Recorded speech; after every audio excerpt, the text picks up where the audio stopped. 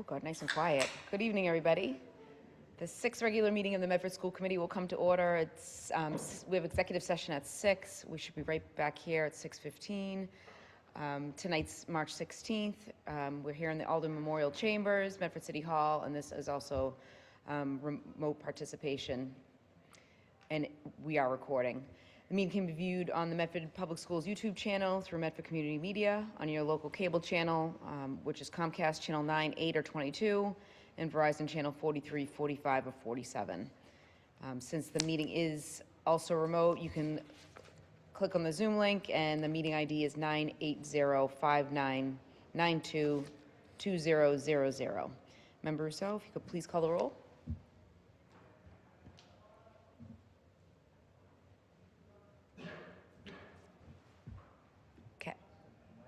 Member Rousseau, Kat, are you in the, oh, here, I can.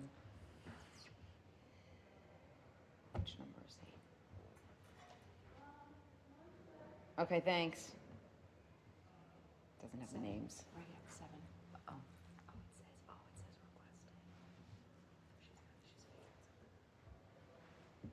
Mine's not working.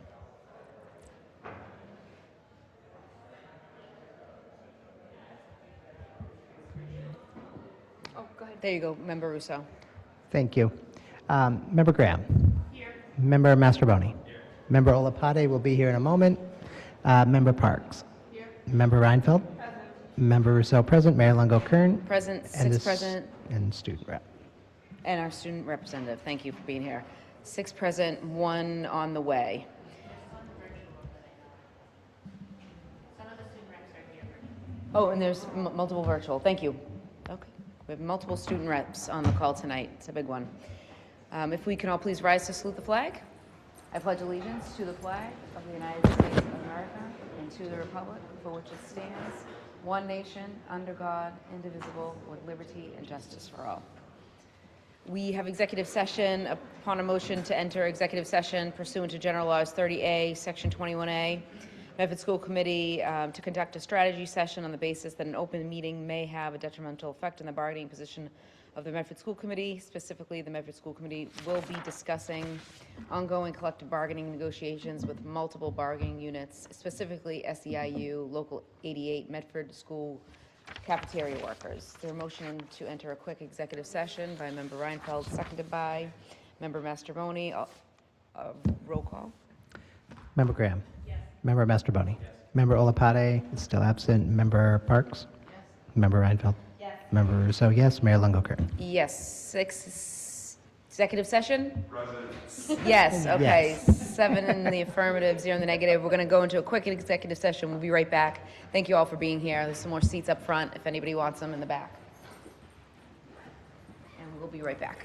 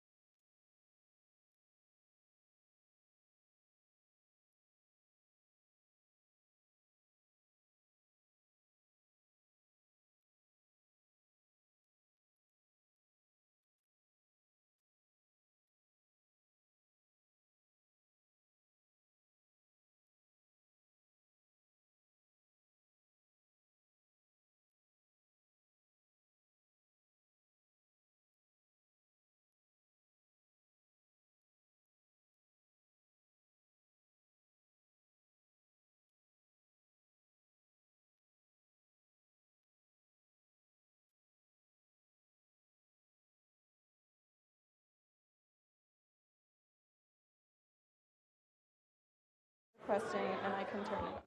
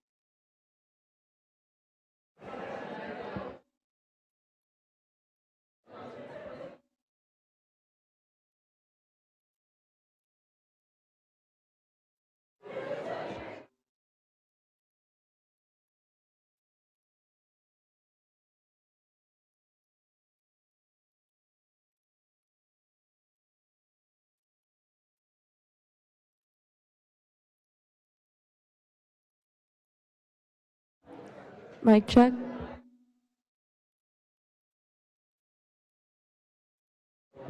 Mic check. Mic check.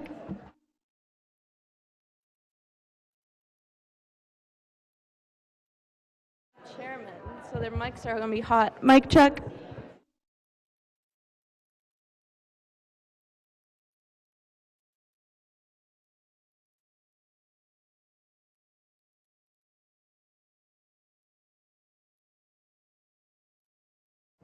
Mic check.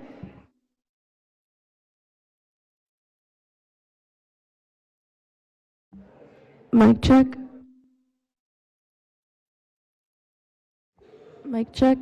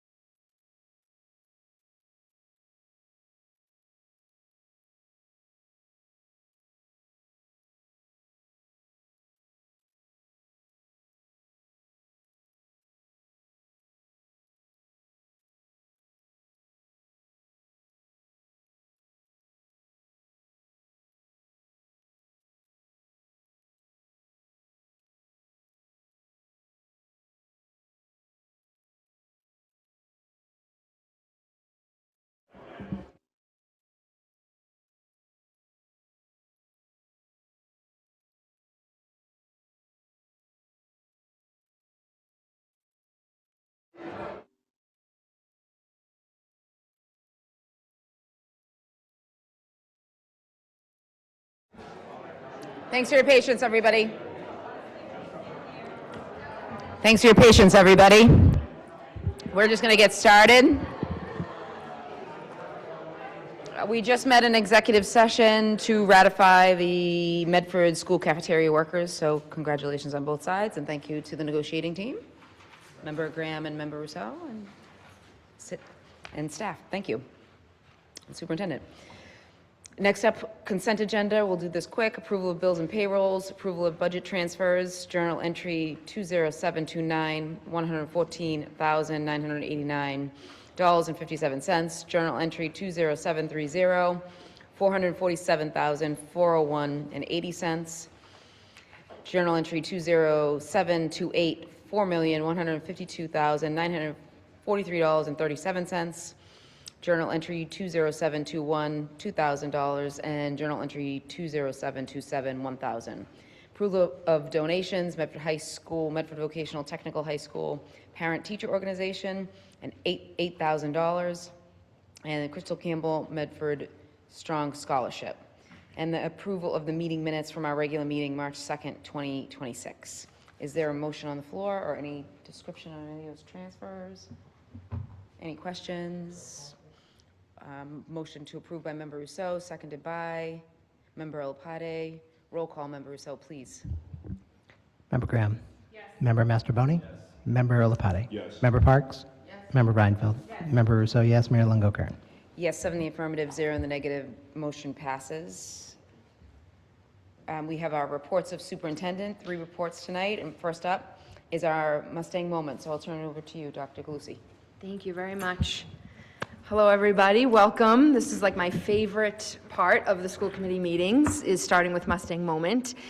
This meeting, we have our winter sport athletes that are going to be rightfully recognized. We have a full chamber of athletes and caregivers and supporters, and it's just, I don't know, fills my bucket to start this way. So I am going to let our athletic director, Mr. Robert O'Leary, get us started. He's going to give just a brief overview of the winter season and then call up the coaches so that they can rightfully acknowledge their teams. Mr. O'Leary.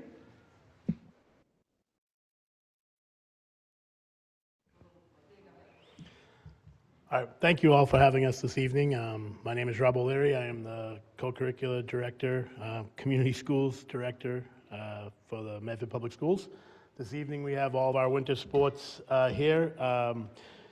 Basically, our winter sports had a fantastic winter. We had 3 GBL champions. We have over 30 All-Stars that you'll get to hear about this evening. We've had some big crowds. We've had some playoff games. We had girls basketball, boys ice hockey, swimming, track, all make the postseason. So it was a great time to be a Mustang, and obviously there's a lot of excitement around that. We had over 250 kids registered for winter sports, and we have almost double that for spring sports. So we're heading in the right direction, and hopefully we'll get to hear all about it this evening. So without further ado, I'm going to turn it over to our GBL Coach of the Year for swim, Miss Mary Judge.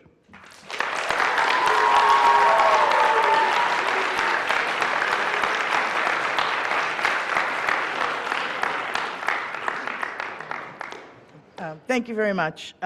This year was a very impressive year. The team was focused and determined to surpass their previous accomplishments. It's taken us 39 years to become GBL champions again, and that's a long time. They worked very hard in practice and swam strongly in their meets. They went to the next level in competition to push for the win every event and every meet. As far as team leadership, they were supportive to each other. They led, they kept their eye on the goal. They inspired the rest of the team to stay on course. This is a very special and very motivated team. We always talk about the fact that swimming for a team coming in first doesn't really win. The addition to second, thirds, and fourths, that's what really makes the points. And this team really did that. They came through every single time. So it was indeed a very special year. That's really all I can say about them. But I'd like to announce all my GBL All-Stars. I'll start with the girls. Captain Sarah Youssef.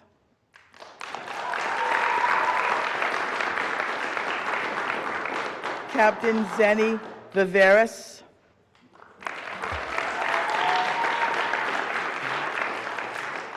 Mayella Duncan.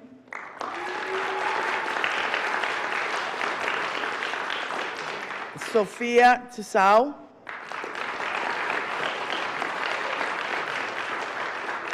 Alessia Gaglio. And Captain Jaspreet Kerr.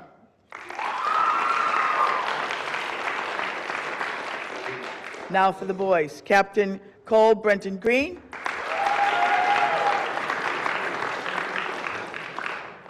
Matthew Stricker.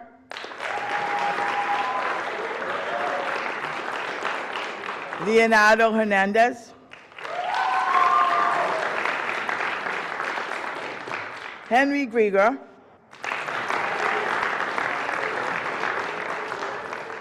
Andrew Tran. Captain James Kluggish. Eunice Cologne. There are two that weren't able to come. Oliver Crane Wiley and Brad DiPlacido.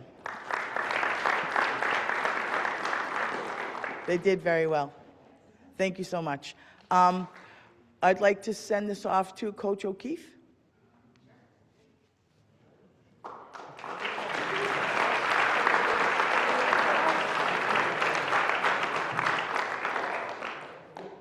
Thank you, everybody. I want to thank the school committee, the mayor, for having this and recognizing all the student athletes, the champs and everyone. I love seeing all the kids come, all-star, not all-star champ. It's respect and being here, and I really, as my team, and I really appreciate you guys being here. Rob O'Leary, our new athletic director, just came in this year. He's been great. It was a good transition from Bobby to Rob. We get along good. He's there. He's helping us all the time. So things are going well. Especially, at the hockey team. We had a good season, had 11 wins, 2 years in a row, 11 wins. In the Greater Boston League, the past 2 seasons, we were 12-0.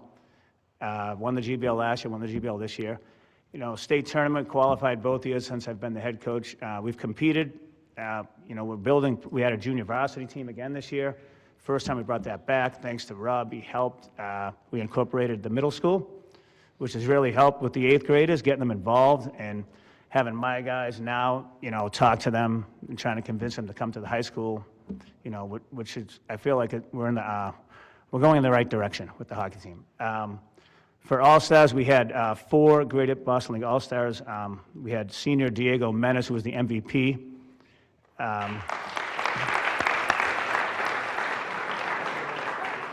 Senior Evan Chaloni, who's back here. Senior Gabe Rudolph, who's out here. And junior Nolan O'Keefe, also. So thank you, everybody. We had a great season, and I'm going to turn over the gymnastics GBL champs. The coaches here, Nicole. And Kelly, sorry. Nicole and Kelly, sorry.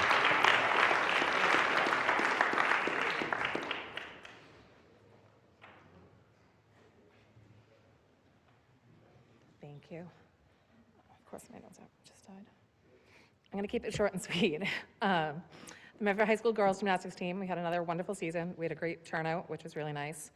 We had a mostly novice team, but their journey was really nothing short of remarkable. We started the season with 92.9 against Wakefield and increased that to win the GBL of 106.1, which is actually a really big leap. Thank you.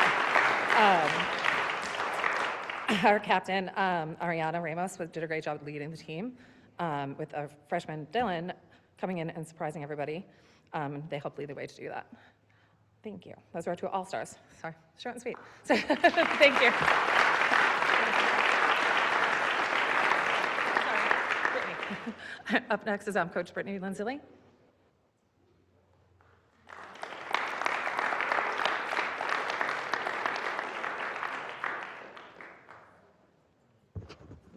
Oh God. Hi, everyone. I'm Brittany Lanzilli. I'm the girls' varsity hockey coach.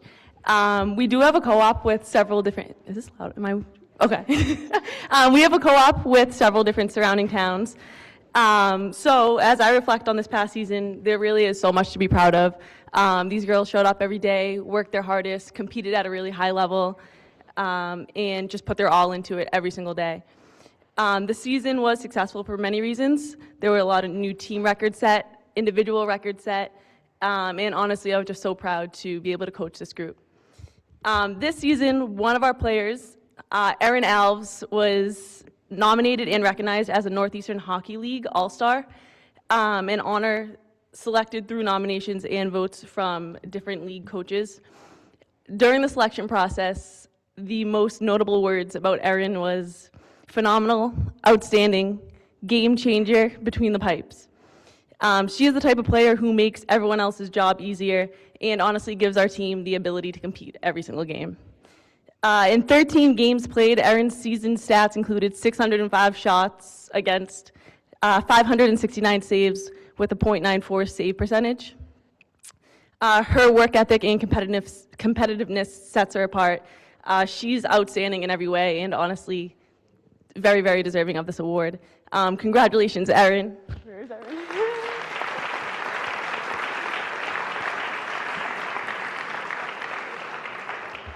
And next up, we have Coach Donlin and Coach Murphy with the track team.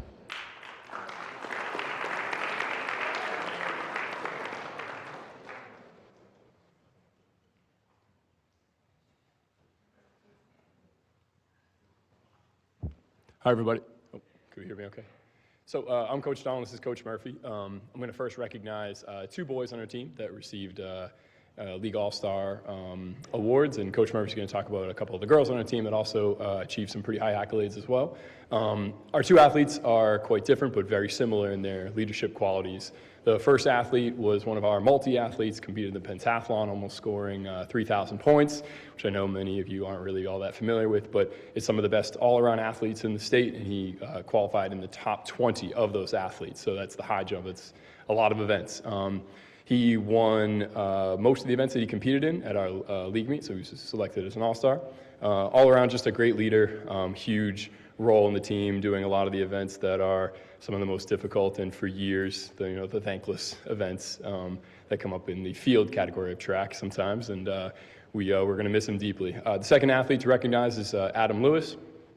Adam's been a staple of our team, running cross-country, indoor track, outdoor track, and this year he has really achieved some high marks. He has our school record in the 600, and he's right on the heels of the school record in the mile as well, and we hope he gets that in the spring. So he follows some of the greatest distance athletes that we have ever seen in the city of Medford, and I don't mention that lightly. I've been spending a lot of my career tracking down these old times and records, and Adam is right up there with some of the best in the conversation of being the best. So we really appreciate these two athletes. They are something. Adam also just competed this past weekend at the national meet as well. So, they're still doing great things for us, thankfully. Coach Murphy. Yo, I just want to say too, how's it going? Also, the first athlete that Coach was talking about is Cooper, so I just want to make sure his name gets in there. I don't know if he got it in there or not. Yeah, I think he's playing lacrosse right now. He's always doing something for Medford, so. Yeah, so Adams, and then Cooper, I think, is still at lacrosse practice. He's just always doing something for Medford at all times of the day and night. And then on the girls' side, we had a ton of success. We came in second in the GBL, which is a big improvement from last year. They actually came in 12th out of 24 at the state meet, which is a huge improvement too. That's really punching above our weight. We're in Division I, and we're one of the smaller schools, so it was really great to see that. A lot of that success came on the backs of our all-stars.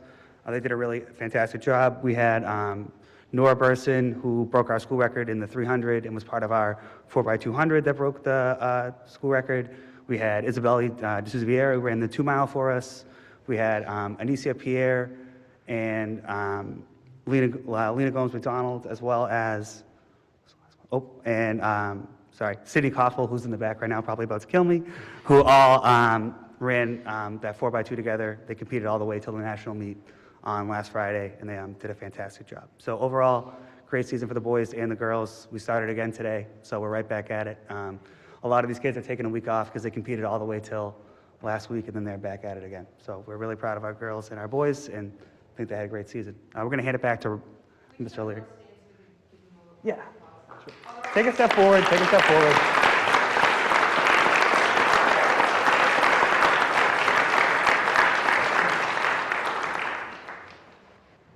Okay. Yeah, we'll give it back to Rob O'Leary. Thank you.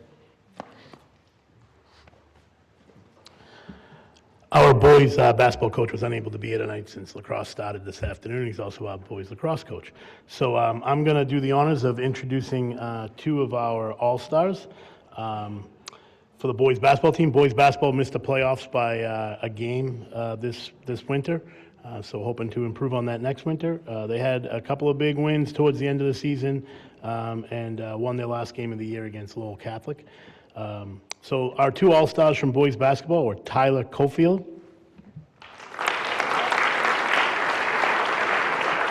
and Adler Honre.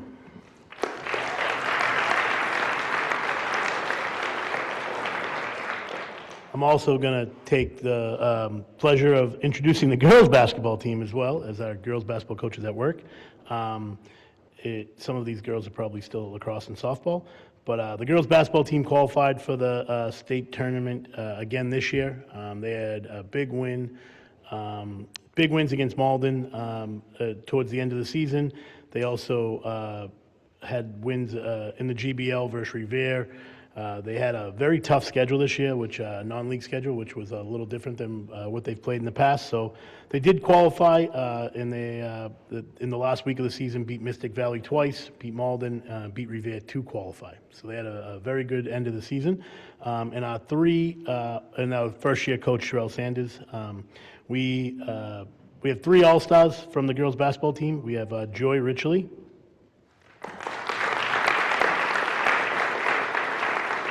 Sienna Fauci, and Emma Malerba.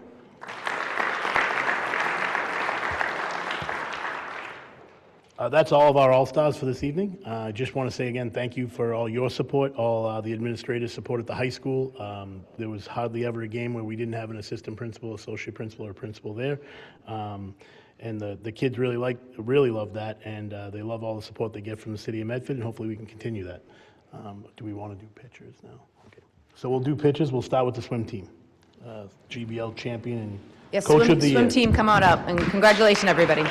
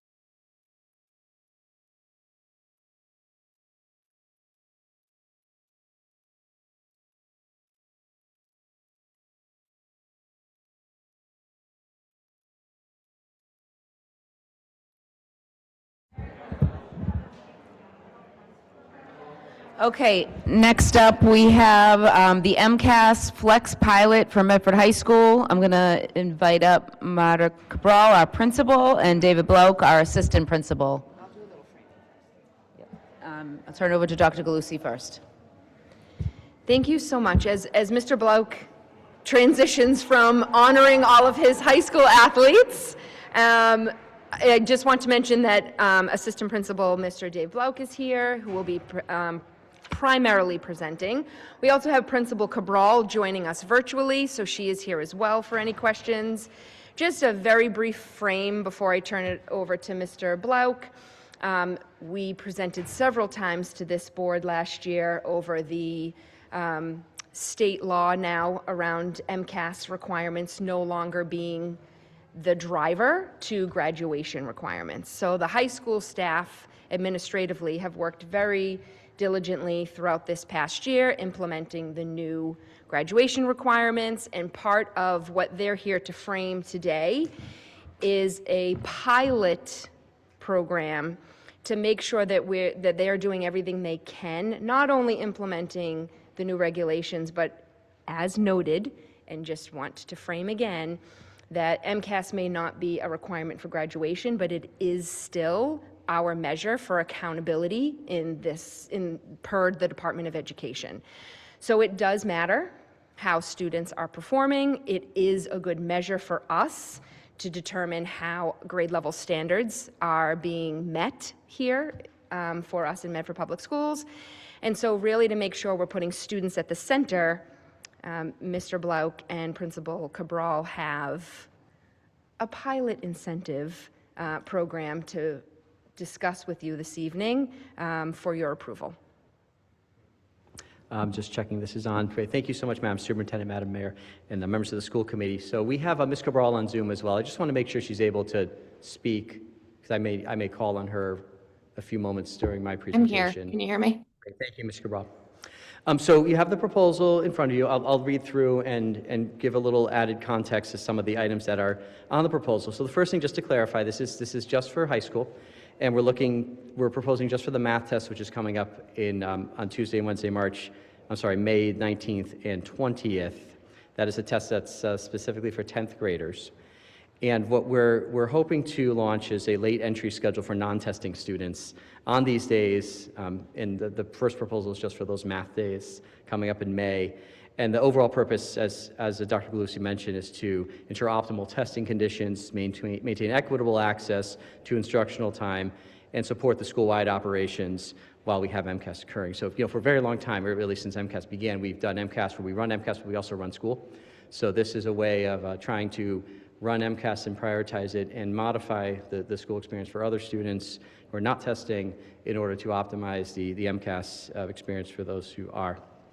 So the rationale for it, first bullet is around ensuring a secure, quiet, and compliant testing environment. And as you know, there's strict adherence to state testing protocols for MCAS, which include minimizing disruptions and maintaining a secure setting. Typically, we take a section of C building and we have that floor sectioned off, and we move the classrooms to different areas to reduce traffic. We hold announcements. We try to reduce the number of interruptions. But the idea of the modified day is that there would be fewer interruptions, few to none at all, which really helps ensure that integrity of the testing environment. We've made do for a long time, but we're looking to raise it to a point where there's none to begin with, and we have a variety of students who are not in the building while testing is occurring, which is the main part of bullet 2, maximizing student performance and reducing stress. So as you know, test-taking students really benefit from a very calm and focused environment. If we enter grades 11 and 12 late, which is what we're proposing to do, those 10th grade students testing are much better positioned to concentrate and manage their testing anxieties and really demonstrate knowledge and skills. And that is in alignment with our commitment to provide all students with those best possible conditions when we have high-stakes assessments. This also really helps with efficiency and staffing, where typically what we do now is we take teachers who have students who are taking MCAS, and instead of teaching that day, they proctor MCAS. So 10th grade teachers of an English class, for example, or of integrated math 2 would be the proctors of the tests, or chemistry or the like. And it does require a substantial number of test proctors. It's becoming a bit of a challenge that, we sometimes have kids in different grades and classes, so we really can't have their teachers proctor.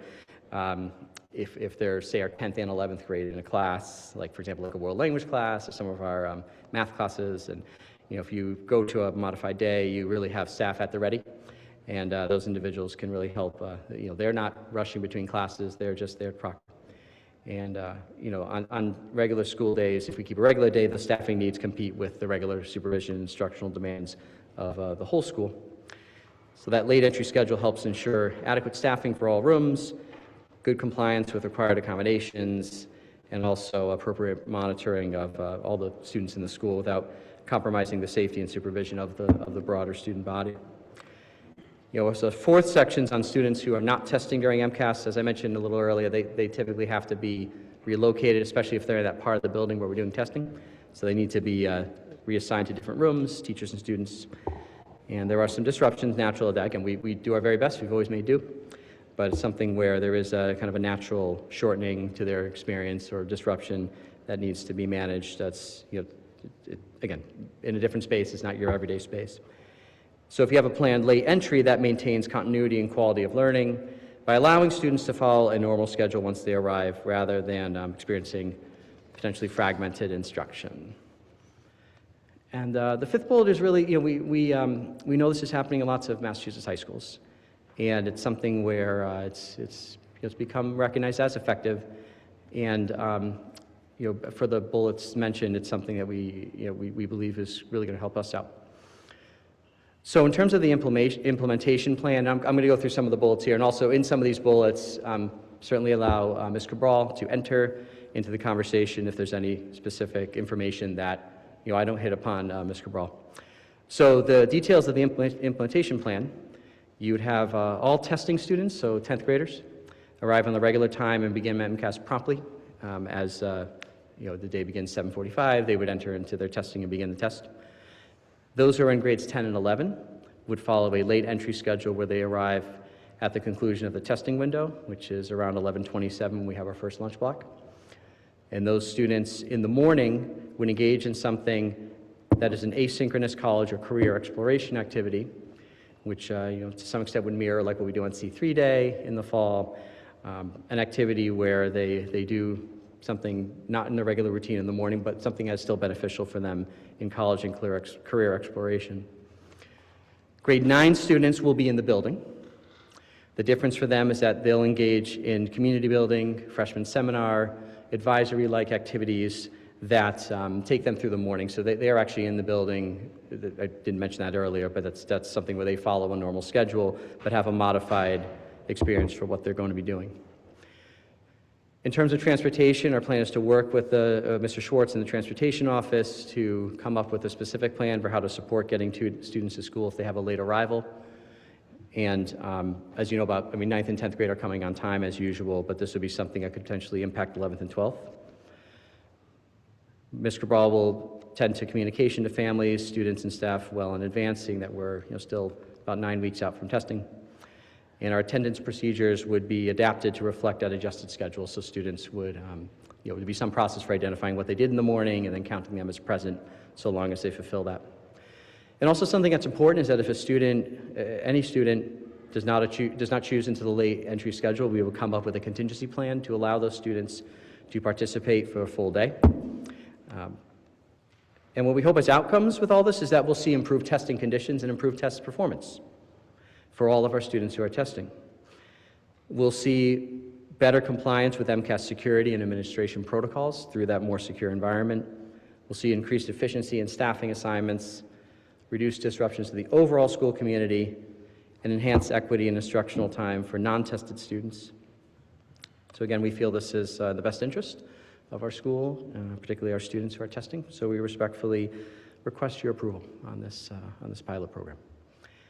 I do want to see if Ms. Cabral has any additional pieces of information she would like to share. No, great job. I'm here to answer any questions. Great. Any questions? Member Rousseau? Thank you for pretty much answering all the questions in the presentation that I think most of us could come up with. At least I'm speaking for myself. I appreciate what's going on here, and I understand why you want to do it, and I'm going to support this. But again, I think that it's worth just stating out loud that this is what's wrong and why MCAS isn't the answer. We're taking away some education from all the students, it sounds like, except for ninth graders who are going to have some other thing that's not their normal structured learning, to accomplish a goal that won't be used to help guide their own education. The 10th graders will take the test, they'll go to 11th grade regardless of their performance, and those students will receive no benefit. Unlike every test that they're given by their teachers all year long, where they can course correct and actually do something about it. So I mean, I'm disappointed this is necessary. I appreciate that it's incredibly thorough and that you've really covered all the bases for students that might have to come in anyways.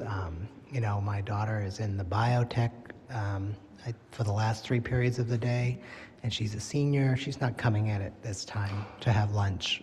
She's just not going to go to school. And she's certainly not the only senior who's just not coming to school that day, right? You do know that.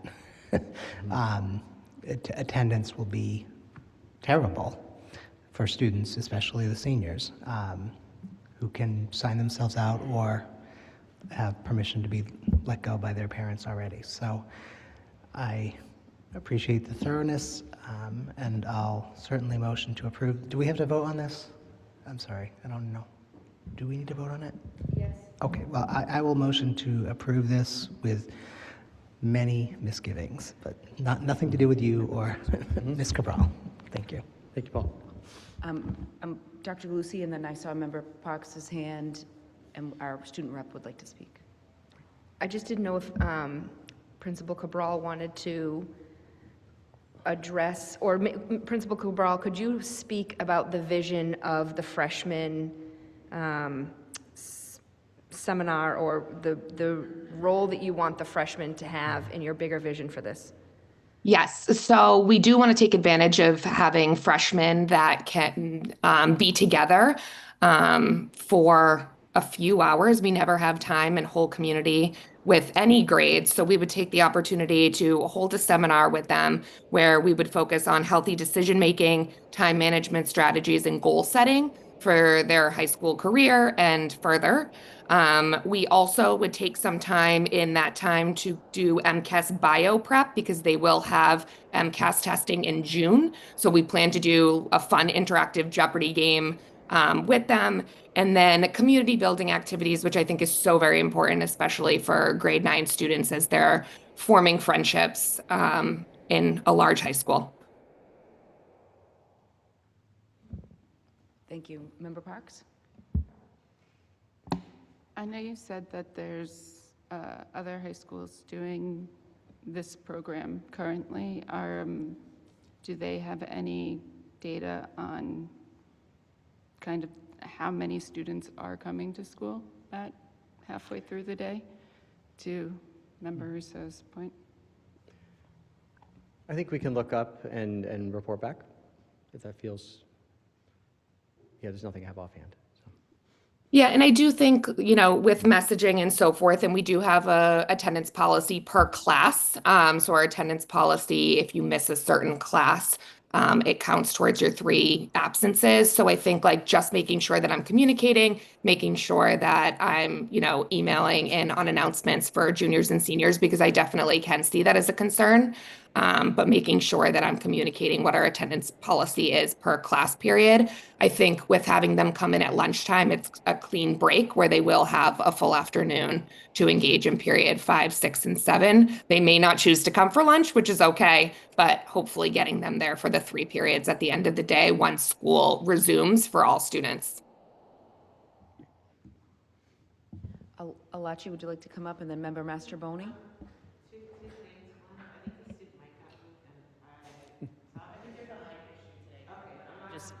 Here you go. You can just use Member Graham's microphone, or you can...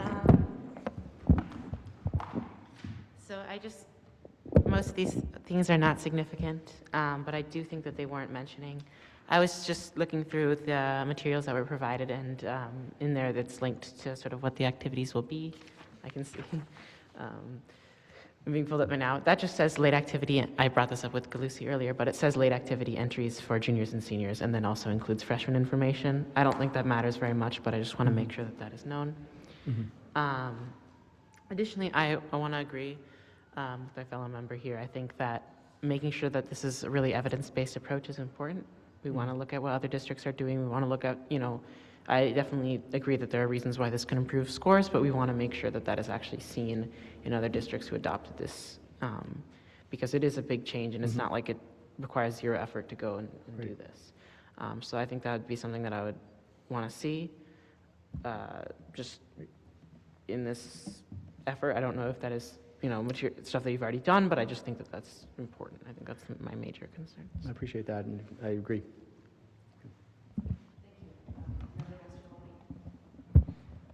Thank you. In the same vein, I'm really interested to hear how this pilot goes, in late May or June, what the experience is specifically to, what students are coming in, what students not, what did we learn? Seems like a great plan. I'm, happy to support it. Thank you. Member Reinfeld? What are our opt-out rates in 10th grade? I'm wondering what this looks like for students who are not taking the MCAS but are not in 9th grade or 11th and 12th, and wondering if there's a component of de-incentivizing taking the MCAS when the alternative is to have a half-day, do team building.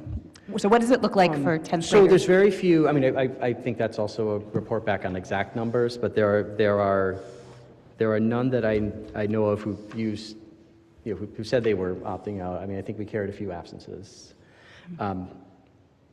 But I can get the exact information and share back. Mostly I'm wondering what it looks like for those students, regardless of how many there are. Yep. I think that it's hard to know. I think, right, 'cause just sort of not having done it. I feel a lot comes in doing some good checking with districts who have been doing this for quite some time and seeing what is it that they see and what are the sort of stress points and the like. And just to add into that, I think, we had very few, if any, opt-outs last year. But we have worked really closely, administration, with the grade 10 teachers and really sharing the importance of working hard and showing your skills at the MCAS, not because it's a graduation requirement, and I think many of us have our own personal opinions about MCAS testing, but really showing where they are and the grow and glow areas for their learning at Medford High School. And I think the more that the teachers have had conversations about that, the more students are understanding why we need them to perform their best. Because like I said, we haven't had any opt-outs as of right now, and we didn't have any last year either. Okay. And with the new conditions, do you think there's a change in the pressure being placed on students? So one thing I think is important about our new district policy is that their participation is required. That's a graduation requirement. So basically that to have participated in the test.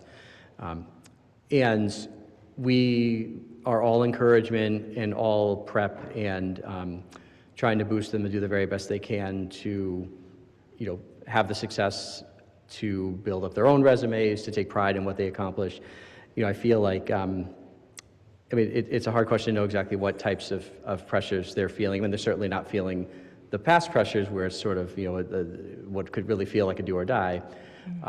So I think we've been able to really, like Marta mentioned, just find ways to get them to give it their absolute all. And what we're hoping here is obviously to clear interference where, that's, we definitely have seen where there's matters where something is, is the more interference, the more difficult it can become, emotionally for the child. And, we're hoping that this approach, really just clears the space, keeps it positive.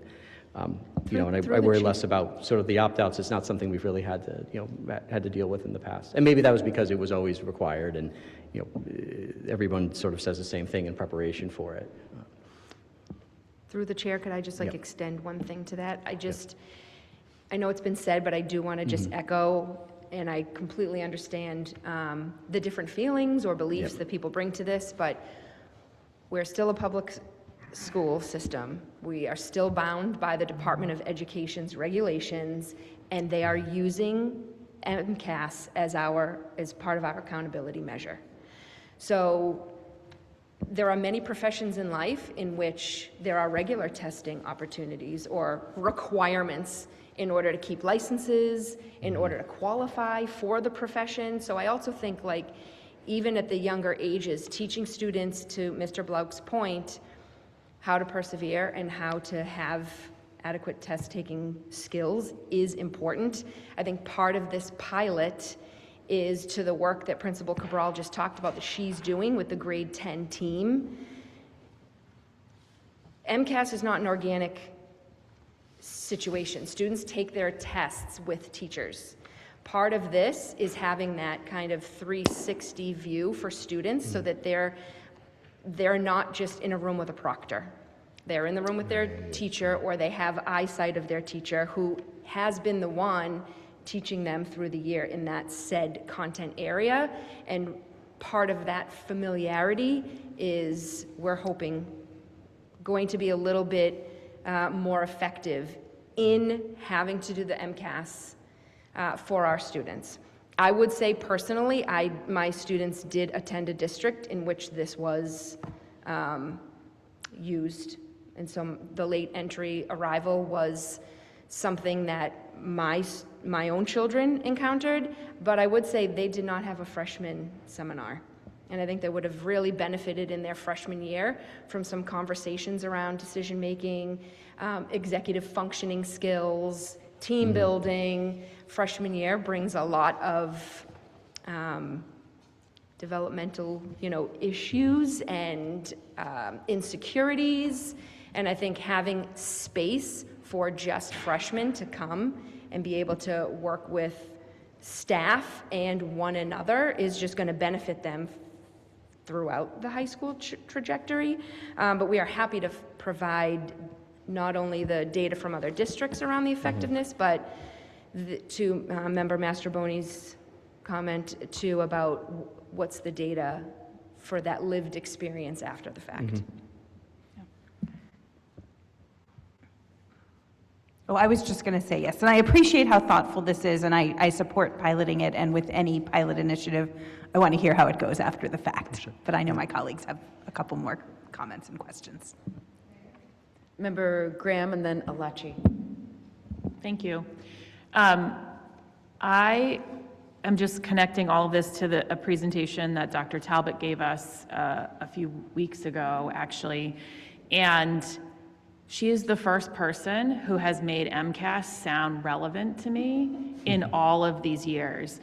And for those of you who don't remember what she was talking about, she talked about MCAS as an important way to understand grade level performance versus like how you are doing in your class, so that we're not inflating our thoughts about how we're doing, right? Because we're sort of creating our own tests and we're giving our own tests and we know the kids, and so all of those like biases come in with teachers, right? And it's natural, and they care about the kids in their class, and so this happens.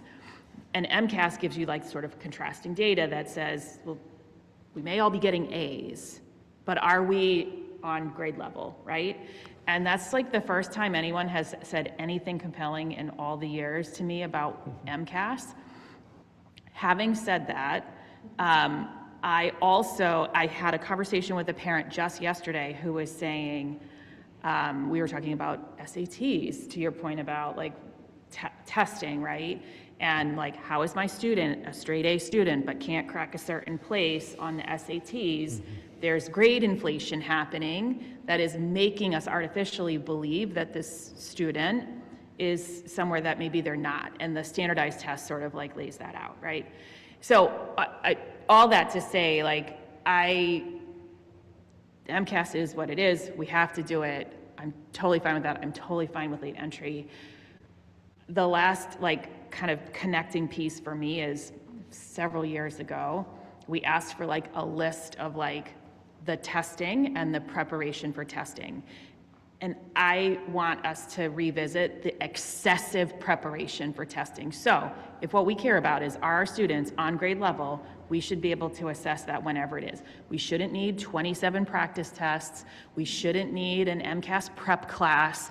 We shouldn't need, and then we have like MAP and this and that. And like from May until June, nothing happens in school but testing. Testing, like prep, testing, recovery from. Like rinse, repeat for like 2 months. And that's like every level. And it's too much. And so every time we call a snow day, I've started to think to myself, well, shoot, we just stole another day from kids, because what they would have learned something in January. And like, as my, 7th grade nephews will tell me about Plymouth, like, we're not gonna learn anything in June, we're just gonna watch a movie. And not to say that we're watching movies, but the value is not the same, right? Of like, having a day in January and having a day in June, especially because in June, all the testing is done. So we're done. Like everyone is out, right? Checked out. So I'm totally supportive of this. I think it operationally makes sense. And I think that has to, unfortunately, like play a role in how we like manage school. But I would, and I can even get on board with MCAS as like a measure of like how we are comparing ourselves. But I would really like us in the next year or so to revisit like the excessive preparation and let us stop teaching to the test, because I think we now have permission to not teach to the test in many ways that we didn't have before, and instead say like, let's let the test tell us really what's happening, not how are we preparing kids. So I would just like to see us like rationalize that piece of it, because I think kids would be happier in school, and I think teachers would be happier in school if they weren't, filling out bubble charts of, multiple choice questions and all that good stuff. So maybe there's some happy medium there that we can get to. Yep, Dr. Lucy. I just want to make one quick comment. I do think that shift, we will absolutely get that data, but that shift has already happened in terms of not having the prep. I think you may see a few days before some test-taking strategies, but we have completely moving away from teaching to the test. I love to hear that. Thank you. Yes, and the kids do too. I can definitely second that, as there is a directive as to we are not teaching to the test, and that we're using our grade level curriculums for pacing and for sequencing. And we use MAP data to inform us as to like where there are areas for growth. But no, there should be no MCAS prep every single day. We do some testing strategies because it's helpful the first couple days before the test. But yes, I do not expect going into a classroom and seeing a day of MCAS prep. I sure hope not. And please know that's district-wide. Love that. Not just high school. Alachi and then Member Olapade. Just want to say, firstly, thank you to Member Graham. That was a lot of what I wanted to say, so I really, really appreciate that. I do think, like, depending on the class, like, I have 3 days left of Spanish class this quarter. Why is that? Because we have Apple testing, we have National Spanish Exam, we have MCAS, right? We barely closed grades for progress reports, right? So I think that we definitely see that I believe that a large portion of our curriculum in like teaching time in these last 2 years are taken up by not only testing but test preparation. I know that you said I'd hate to see walk into a class and see test prep periods, but unfortunately that is what's happening. And I'm not saying that that's a bad thing. Maybe we do need to be doing that, but I don't think that anyone is going to say that if you walk into a school, and I don't think that any of us would be surprised, at least any of our students would be surprised if you were to walk into one of our classes and see a test prep period. I had two today, right? So that's definitely not the case. But I do think that, these tests do have, like you were saying, they do have value as an objective metric. They do have value as a test-taking metric, because unfortunately a lot of the things that people are talking about, I know that we mentioned the SATs, they are testing your content area knowledge, but they're also testing your test-taking capabilities. And a lot of these tests do a good job at training us for that, right? Especially since MCAS isn't necessarily a strict requirement anymore. That's a good spot to start with that. I also think that MAP testing provides an important sort of pulse on student proficiency in a lot of different areas. But I do think that a large portion of the second half of the school year is consumed by testing and testing preparation. I think it is disingenuous to say that that we wouldn't see test prep periods, because, like I said, I had 2 today, and on Friday I believe I also had 2. So it is definitely prevalent. Yep, and just to clarify, there is ELA MCAS coming up on March 23rd and 24th, so I would expect some test prep to be happening these few days leading up to it. Member Olapade, then Member Parks. Thank you. It's 2 kind of questions, and I know that the superintendent mentioned it about the way that we interact with the state and their recommendations and proper adherence. Have we consulted with DESE about general guidelines or best practices regarding this late entry? I know that it's mentioned, I think in bullet point 5, that many other districts around the state have been doing this already, and so I just want to make sure that we're properly aligning our inclusion of this program with what the state recommends. I have not. Go ahead, Dave. I have not, but I mean, again, I think this seems to be a common thread, through many of the comments to, we know it's happening, but to learn more about the specifics and the sort of do's and don'ts that have played out well, the best practices, knowing it's in existence and but getting it beyond the anecdotal seems like the right thing to do, say, from here. Thank you. So, yep.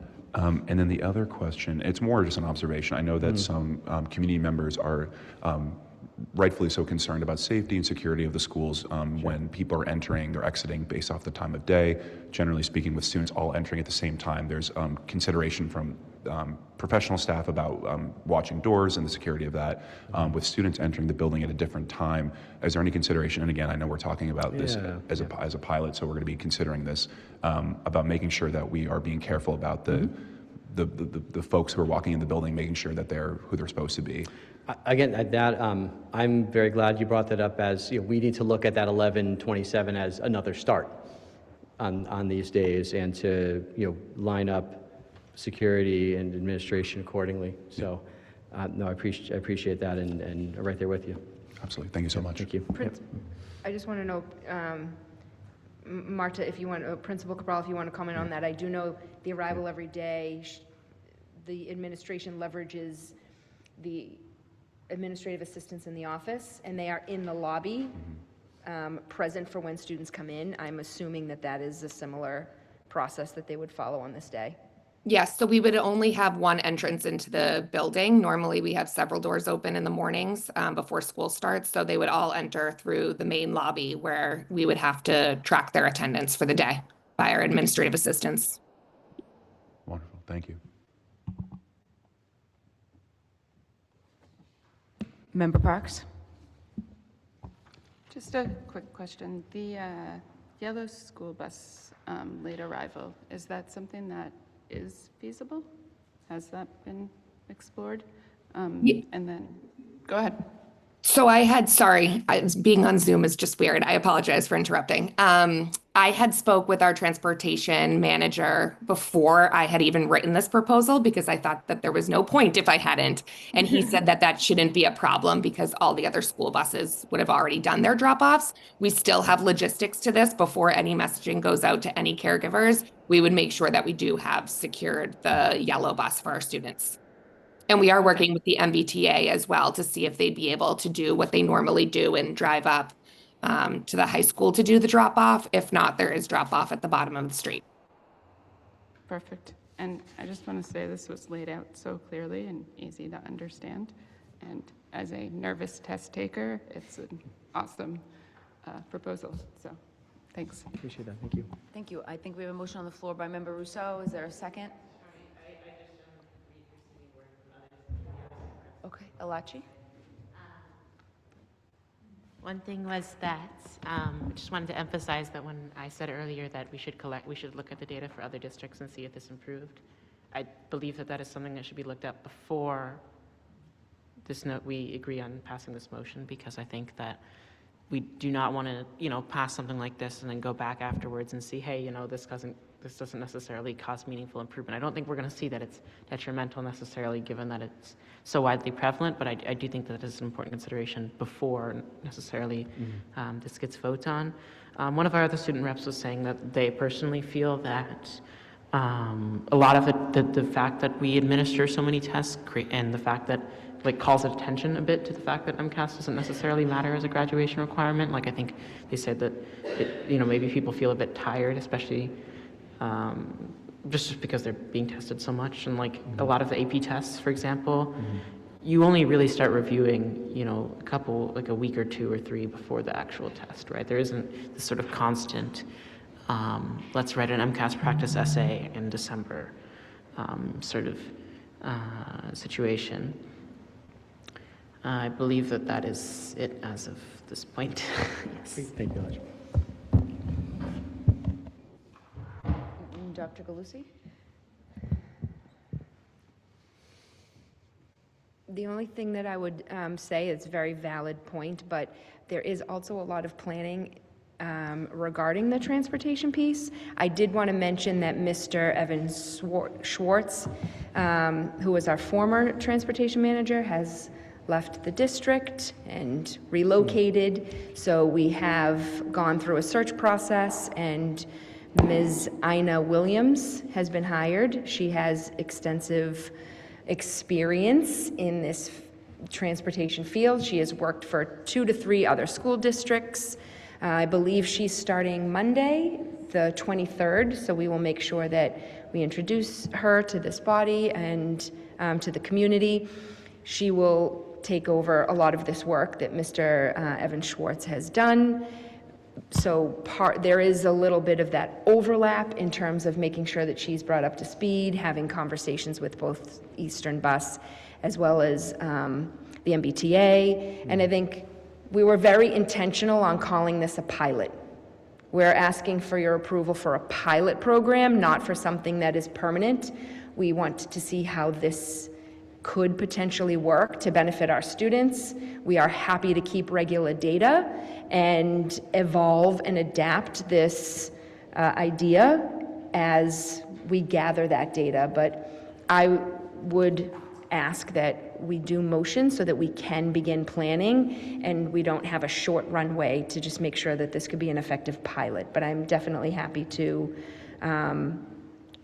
bring back to this body the data from the lived experience at the end of the year. Thank you. Member Reinfeld, and then we'll call the roll. I think there's a motion on the table. I think we can potentially make the motion to authorize central and high school administration to take the steps necessary to implement this pilot. And that is pending, the actual administering of the pilot can be pending those arrangements and that data. I think we can authorize you to take the steps needed to implement and implement once the pieces are in place. Does that seem So I just want to make sure we know the dates. So then you would want us to have all that data at a May meeting prior to the testing? Because I would just need to know. Well, I think We have to inform implement families? once that those steps have been taken. I think implement contingent on. This is similar to the middle school study, which is the intent is to implement this unless it is found that it cannot be implemented. Okay. Mayor? Member Graham? I'm fine with the motion as it was originally written. I don't want to overcomplicate this pilot. So I want to, and I don't like to tell people go prepare to do work and then we might yank out from underneath you the ability to carry it through. So I think this is a really low stakes pilot situation. So I would not be in favor of that amendment, but I'm happy to vote on whichever motion comes to the floor.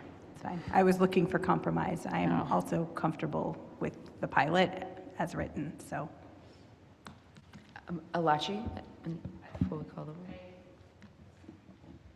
I do want to agree with Member Reinfeld. I do agree that it does make implementation more difficult. I do agree that we do not necessarily want to pull the rug out from anyone, like you were saying. I do think that the main issue that Dr. Galusi brought up is the timeline, right? We want to make sure that we start moving on this so that it can be as good as possible of a pilot. I do think I still, again, harbor concerns that we came up here and we are proposing this without showing, oh, like this has had a meaningful improvement in other districts, because I do not want to come up here and say that this is a free thing to do. I don't think it's low stakes. I think that there's a lot of logistics and stuff that needs to happen in order for this to occur, right? This is a big change from protocol we've done previously. It involves, maybe extra security, involves transportation, it involves a lot of areas of the school. So I don't agree that this is something that is easily changed. And that's part of the reason why we need to start on it earlier, necessarily. But I do think that I do agree that it is more complicated, but in my opinion, what Member Reinfeld proposed would allow for us to start on the implementation as soon as possible to ensure a better pilot program, while also leaving room for, if we feel that, maybe there's unforeseen consequences later down the pipeline. It doesn't really hurt us much to do this. I do agree that it does make it more complicated, though. Thank you.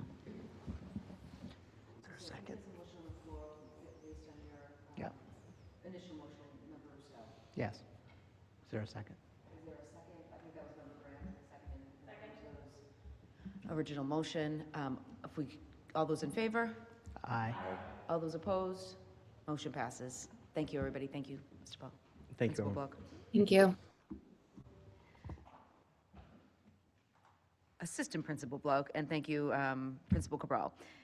Next up, we have our report on enrollment and revenue estimates for the fiscal year 27 budget. I'll invite Noel Velez, Director of Finance, and Jerry McHugh, our financial analyst, up.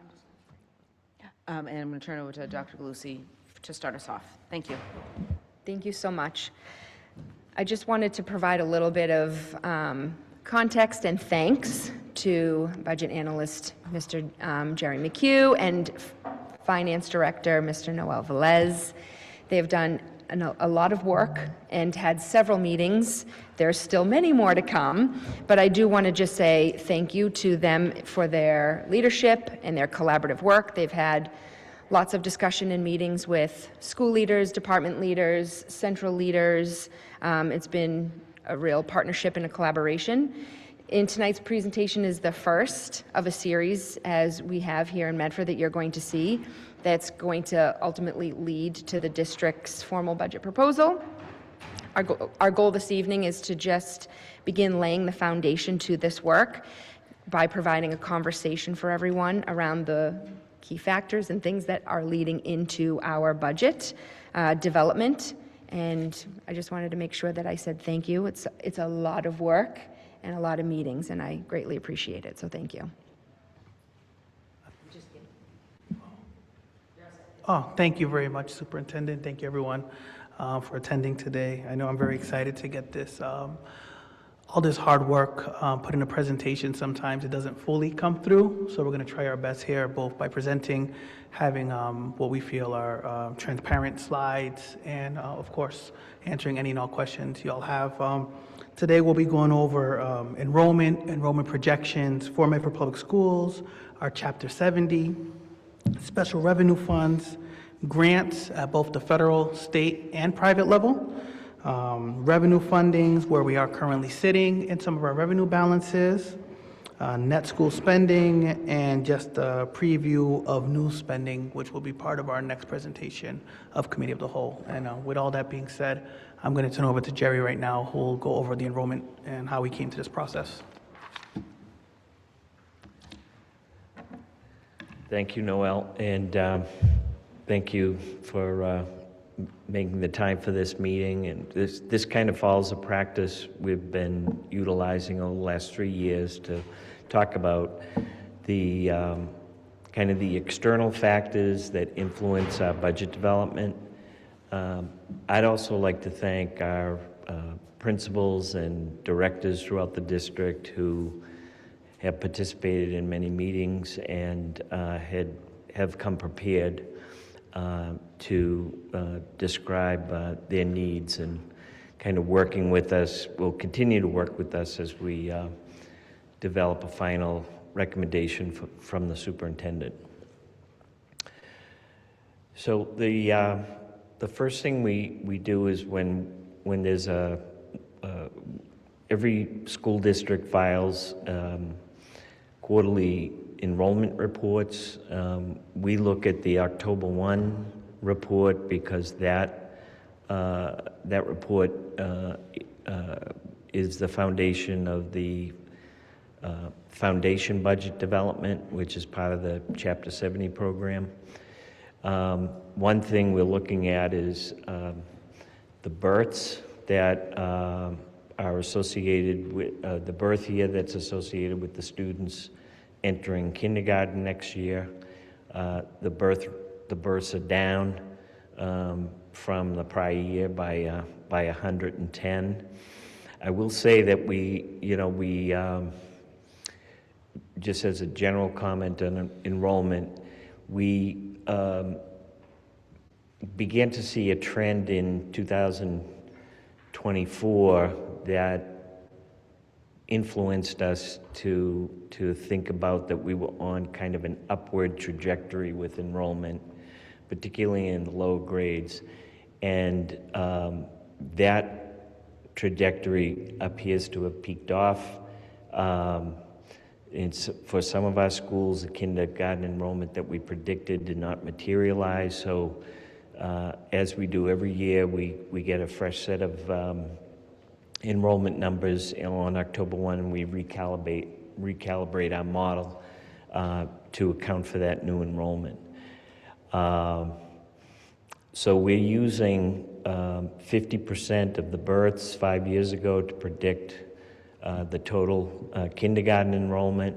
And then this year we did an analysis of how many kindergarten students does each school take out of that total enrollment. So for instance, the Brooks typically gets about a third of the total number of kindergarten students that come into our kindergarten in any given year. So we are forecasting kindergarten enrollment of 295 for next year, and that's 40 students less than what we predicted for FY26, and it's 17 students less than the actual number of kindergartners that we had on October 1. So these next couple of slides will give you what our projections are for each grade level. And you could see something we've talked about the last couple of budgets where we kind of have this pattern of we have a low kindergarten, and then we have a high kindergarten, and then the next year we have a low kindergarten. So you see those numbers bear out as those grades start to move up. So on the next slide, we'll see the grade 6 through 12 enrollment, and I think what we might see for the next couple of years is the enrollment in the middle schools trending higher a little bit because there were some above average enrollments in FY23, FY24 in the elementary grades, and those grades are starting to hit the middle school grades now. And then these slides will be the same data, although by school. So we can see some in those two schools that are going down, the McGlynn and the Roberts, are really due to lower than expected kindergarten classes versus what we predicted in FY26. And then you see the middle school's trending up a little bit, and Medford High School just has a net loss, and that, that's oftentimes what happens is that, the 8th grade is lower than the 12th grade going out. Curtis Tufts is fairly stable. But you can see on this, the total enrollment, you could see that we are trending down slightly in overall enrollment. And then we do have some preliminary class sizes, and this is an area that we're still working on for the total, for the budget proposal.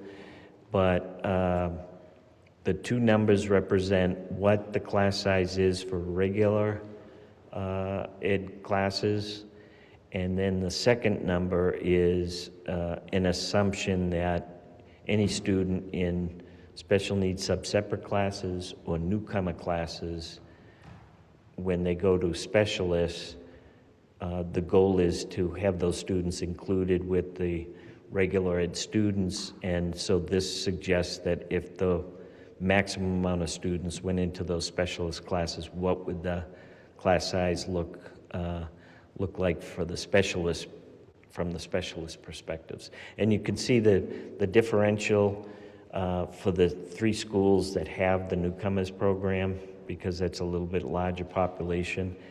Those schools have the greatest differential between regular ed teachers and specialists. But it's something that we keep an eye on. We don't want them to get too low. We certainly don't want them to get high. We're cognizant of the maximum class sizes in the collective bargaining agreement, so all that is looked at as we go forward. And then it's a good time too to look at charter school enrollment, and you just want to be confident that we're not losing excessive number of students to charter schools, and we're not, and for some reason, if the trend reversed and we were getting a lot of schools into the Medford district, we'd certainly want to know about that for staffing purposes. But the good news here is that the charter school, this charter enrollment is fairly stable and is trending down over the last 2 years, so that means more money stays within the Medford School District. And then choice enrollment is another feature. So some school districts will open up their enrollment to other districts, and that's called the school choice program. It's, you know, we have a couple of students at the Essex Agricultural School, and of course Minuteman is tuitioned out. That's not really choice, but well, it's a form of choice. But what was interesting here is that there are 2 statewide virtual schools that serve K through 12, and the enrollment there has really dropped off significantly. So, you know, the virtual schools at one time, you know, were more in favor with parents, you know, that wanted their students to be taught at home, and it looks like they're maybe falling out of favor now. Okay. Thank you very much, Jerry, for all that information. Next up, we're going to talk a little bit about our Chapter 70 spending regarding our foundation enrollment, foundation budget, required district contribution, Chapter 78, and required net school spending. If we can go to the next slide. So here, as Jerry was talking about earlier, where our enrollment is slowly declining. We're looking at a difference of 25 students total from fiscal year 25 to fiscal year 26 based on our October 1 reports and what we're projecting for kindergarten and our graduating class. Our foundation budget, as you can see, is up $3.4 million. Our required district contribution is up $3.3 million, and our Chapter 70 state aid is only up $336,000.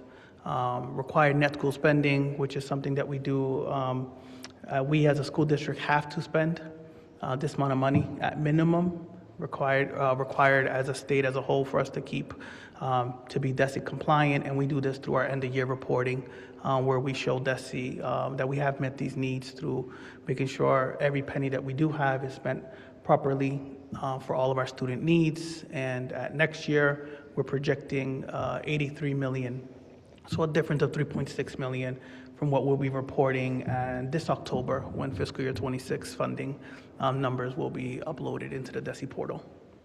Could I just make, I just want to make one comment on foundation enrollment. Foundation enrollment includes all students from Medford, including charter school students and choice students.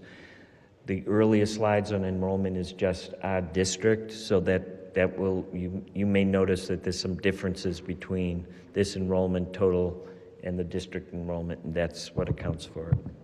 Thank you for that, Jerry. On the next slide, I just want to remind everyone about our stabilization fund utilization plan, how we wanted to use the funding given to us by the great voters here in Medford.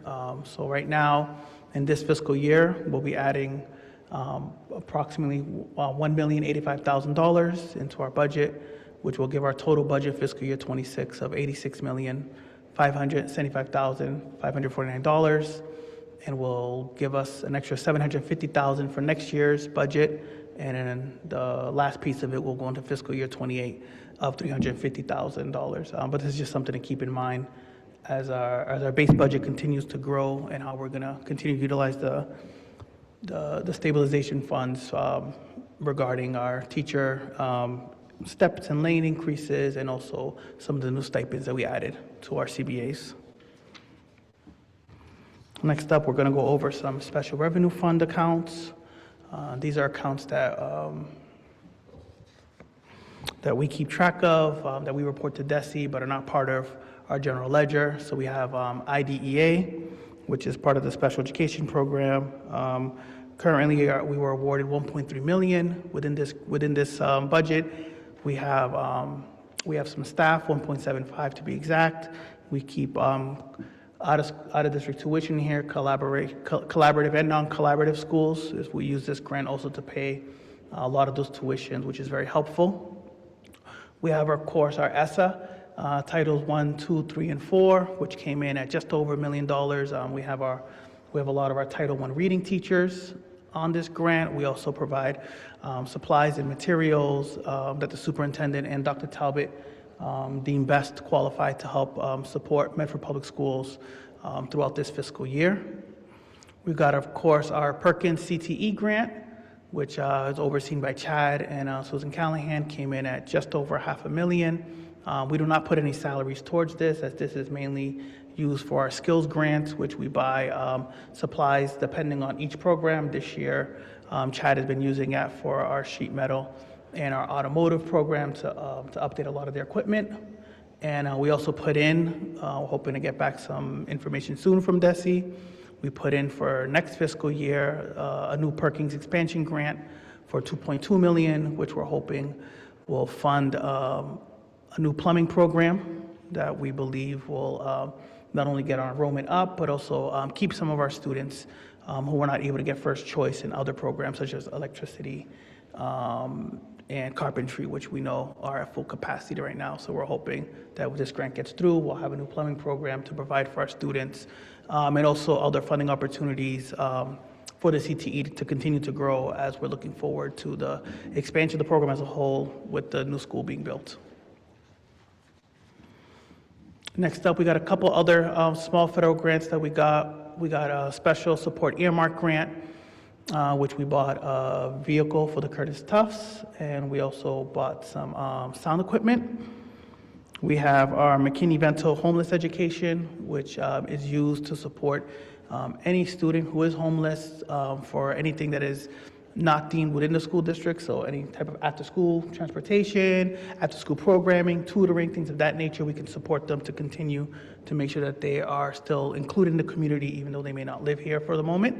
And of course, we have our world language proficiency, which is we use for our French, Italian, and Spanish students to take their biliteracy exams, and also support them in other areas as they continue to gain their language proficiency.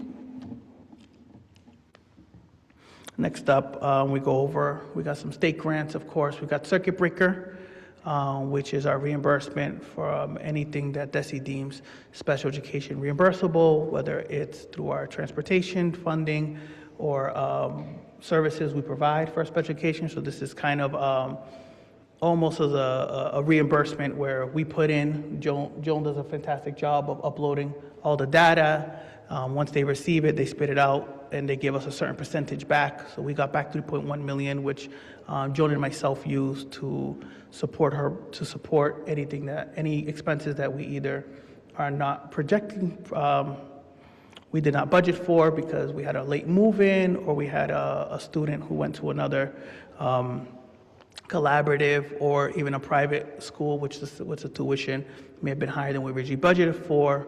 And same thing, we got our homeless transportation reimbursement, which we use to supplement some of our budget. Continuing, we got our comprehensive school health service grant, which is overseen by Jen Silva. With this grant, she purchases a lot of what are called big ticket items that are not one-time use. So she uses it to help out the nursing program and continue to buy certain materials for the nursing program, not as Band-Aids, but more like AEDs and things of that nature that can be used multiple times. She also keeps a salary in there to support the nursing program. We've got a few other. We've got a new grant that just came in this year, our supervising clinic incentive grant. We have our cybersecurity grant overseen by Molly, and of course we have our CFCE grant, which is $180,000, which sadly will be going away at the end of this fiscal year. So that is something that we are keeping tabs on and trying to figure out what would be best, what would be the next best moves for Medford Public Schools as we lose a big chunk of that money. Next up, we have a few private grants that are overseen in the business office by myself, Gerald McHugh, and the assistant business manager, and a few other people who are assigned to these grants. There are, you'll see here, 2 negatives right now. One of those negatives is the Cummings Foundation. Through our own internal audit, we believe there might be a $35,000 deposit missing, which we're currently working with the town CFO and the Treasury to locate that. Secondly, you'll see there the Children's Trust MFN at a negative $14,000. What's tricky about that grant is you have to spend all the money first, and then you get reimbursed. And we have what's called a 90-day receipt program. So when we finished our reporting in July and we submitted it, the funds didn't technically come in till October. So when we do our 90-day receipt, which ends on September 30th, it didn't show those funds, but we're confident in saying that that account currently is positive because we were reimbursed that extra $15,000 that we spent in May and June. It just didn't come in for during that 90-day receipt time. Next up, we got a few more revolving accounts. These are from the vocational program, which are looking very healthy and good. As you see here in the culinary program, we have approximately just over $300,000. Some of those fundings will be used to cover 2 salaries from the vocational program, which we talked about when we gave our original budget presentation for fiscal year 26 to help stabilize it and keep it level funded. So by June or July, you'll see that number go down when we do a journal entry for those 2 salaries. Continuing with our revolving funds, we've got before and after school, MEEP, short tuition, and the parent and childhood account, which also supports the MFN grants, which also supports and supplements some of the MFN grants items that they cannot due to just the strictness of the MFN program and how we have to use certain grants. So that money right there, we try to hit it as little as possible to continue to support that program, as that is one-time funding, and once that funding is gone, we won't be replenishing that. We won't be replenishing that line. Last in it, we've got our school athletics, Edgerly Field and community schools, which are looking really good right now. A lot of work has been done with the new athletic director, myself and the superintendent in the community schools to make sure that invoices are being sent out properly. All programs are paying what needs to be paid, and that the deposits are going to the correct account. So we're not seeing the negatives that we were seeing the previous fiscal years that we were reporting. Regarding the pool, which is still at a negative, sadly, I'm glad to say that we did see a net positive of $54,000 last year. So we're hoping that we can continue that net positive, that by the next time we're meeting and talking about revolving funds, we can continue to lower this number as we just continue to look at proper ways of keeping the pool open at certain hours that are both great for the community, but also fiscally responsible for the school district.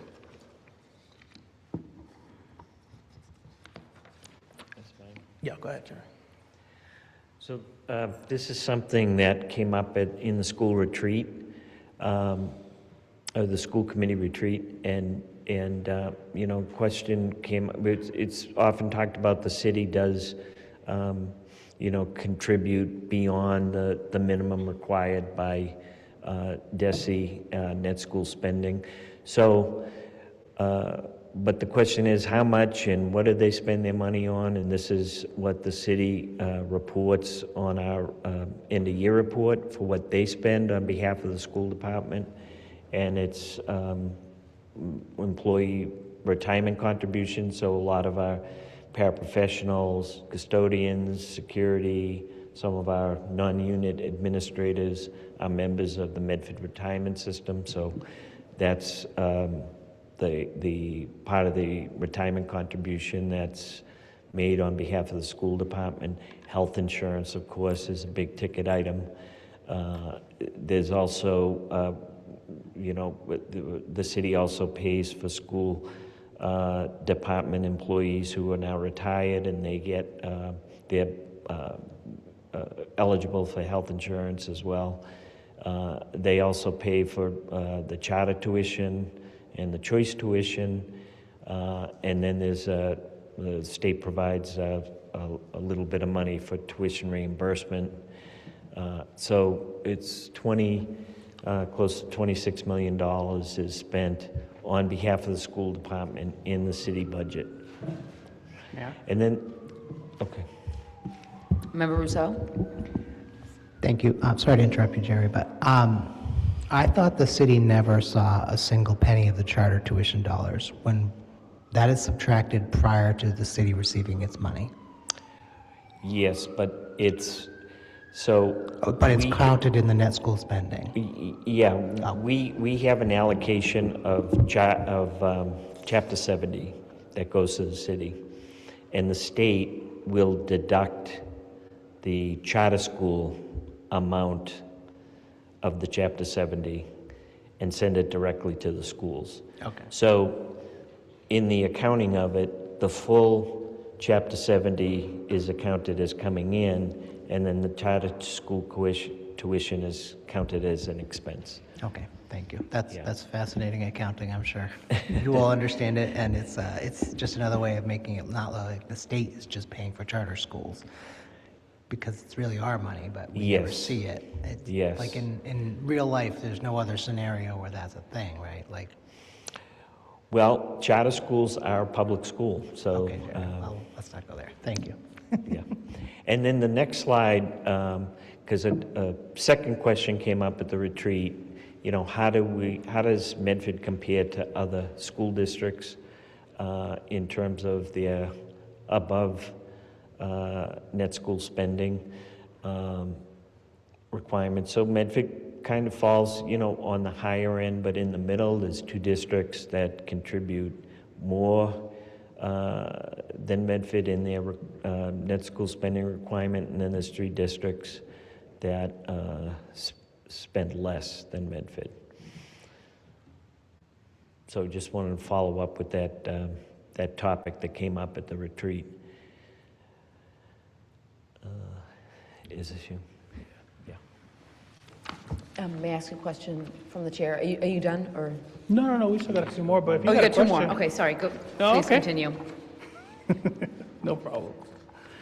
Thank you. And then just to kind of give a quick summary of what we're going to be talking about next, and what are a few things on the agenda for the next committee of the whole. Go to the next slide. Thank you. We're just going to talk about some new spending requests and increase to the current budget. Just to give you an idea of what those numbers represent and what they look like. Of course, we'll have much more detail in our next presentation, but it's always great to just have an idea of what's coming up. So when you read that provided funds for salary and step increases, that is based on current CBAs that have been agreed upon, where we reviewed everyone's steps in current lanes, and we also looked at any salary adjustments that would be needed, and that was the total number we came out to. Funds unavoidable for cost increases, just to give you a few ideas of what's coming up. We've got the access classes over in the McGlynn Middle School, which were added on later in the budget year. We've got 2 Curtis Tufts teachers currently who are charged to a tuition reimbursement line, which once that account gets to 0, which we believe will be this fiscal year, we'll be taking over those 2 salaries in the general ledger budget. We've got a few one-on-one paras for IEP for students with IEPs who moved into the district throughout the school year. We've got 2 at the Missatuck, 1 at the Brooks, 1 at the Roberts, and 1 at the high school currently. We've got, of course, yellow bus rate increases, which we project that to be about $100,000 more, just based off this fiscal year to next fiscal year. That is just to keep the current buses we have available. That is not to add any new bus routes. We're also moving 8 paras from the before and after school revenue line into the general ledger. So that's going to beef up that number a little bit. Also, just to go over some things in facilities and operations, we've got the cleaning contract, which will be about $200,000 higher next fiscal year compared to this fiscal year.